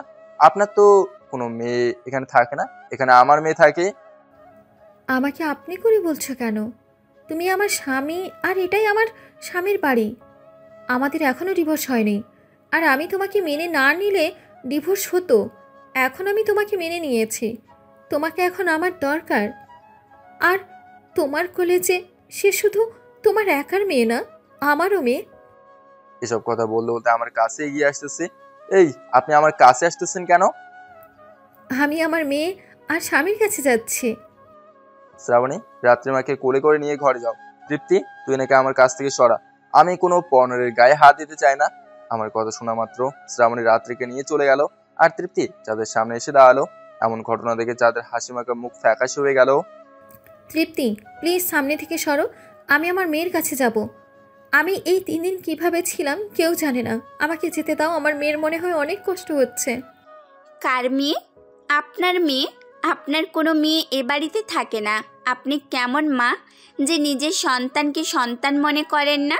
আপনি তো নিজেই বলেছেন এটা ছোট লোকের বাচ্চা। আপনার পেটে থাকতেই তো তাকে মেরে ফেলতে চাইছিলেন, তাই না? আমার ভাইয়া আপনার ওই পেট ভাড়া নিয়ে তার মেয়েকে জন্ম দিয়েছে। আপনি কেমন মা? সন্তান গর্ভে থাকা অবস্থায় নেশা করতেন, বয়ফ্রেন্ড নিয়ে ঘুরতে যেতেন, ক্লাবে যেতেন, হোটেলে যেতেন। এটা শুধু ছোট লোকের বাচ্চা, আপনার না। সে সময় আমি অন্ধ ছিলাম, আমি সে সময় না জেনে ভুল করেছি। আমাকে তোমরা মাফ করে দাও। তোমরা যা শাস্তি দেবে আমি মাথা পেতে নেব। হ্যাঁ, আমি ওই সময় ভুল করেছি, তা আমি বুঝতে পারছি। আমি অন্যায় করেছি, স্বীকার করছি আমি। তবুও তোমরা আমাকে মাফ করে দাও। যে শাস্তি দিব মাথা পেতে নিবেন তো? হ্যাঁ বলো, কি শাস্তি দিতে চাও? আমার ভাইয়াকে ডিভোর্স দিয়ে তার জীবন থেকে চিরদিনের জন্য চলে যেতে হবে। তৃপ্তি, এসব কি বলিস বোন? আমি তো এখন তোর ভাইকে ছাড়া থাকতে পারবো না। তোর ভাই এখন আমার অভ্যেস হয়ে গেছে, প্লিজ এ কথা বলিস না। চাঁদ তৃপ্তিকে পাশ কাটিয়ে রাত্রি যে রুমে আছে সেখানে যখন যেতে হলো, তৃপ্তি ওনাকে ধর আর বাসা থেকে বের করে দে, আর ওনাকে বল 27 দিনের মধ্যে আমাদের ডিভোর্স হয়ে যাবে আর আমার সন্তানের সাথে তার কোনো সম্পর্ক নাই। না, আমি কোথাও যাব না, তোমার সাথে আমার এখনো ডিভোর্স হয়নি। তৃপ্তি, তোকে কি আবারও বড় লাগবে? তৃপ্তি এবার ভয় পেয়ে চাঁদকে টানতে থাকলো। চাঁদ বেঁচে যাচ্ছে না, আবার তৃপ্তির শক্তির সাথে পেরে উঠতেছে না। এমনিতেই তো চাঁদ অসুস্থ, তার উপর ঠিকভাবে খাওয়া দাওয়া করে না। তৃপ্তি চাঁদকে টানতে টানতে দরজার কাছে নিয়ে গেল, সেখান থেকে তৃপ্তিকে ধাক্কা দিয়ে ফেলে দিল আর আমার কাছে এসে পা ধরলো। প্লিজ আমাকে এখান থেকে তাড়িয়ে দিও না, দরকার হলে তোমার পাশের কাজের মেয়ে হিসেবে রাখো আমাকে, তবুও তাড়িয়ে দিও না। আমি চাঁদকে ধরতেছি না আর সরানোর কোন চেষ্টাও করতেছি না। মৌরি, তৃপ্তি, এনাকে এখান থেকে সরাও বলছি। এবার তৃপ্তি আর মৌরি চাঁদের 2 হাত ধরে টেনে হিসড়ে বাসায় বাইরে রেখে আসলো আর দরজা লাগিয়ে দিল। চাঁদ অনেকবার কলিং বেল বাজালো, কিন্তু আমরা কেউ দরজা খুললাম না। এমন সময় কলিং বেল বাজানো বন্ধ হলো। শ্রাবণী, রাত্রে আমাকে নিয়ে আসো, সে এখন খাবে।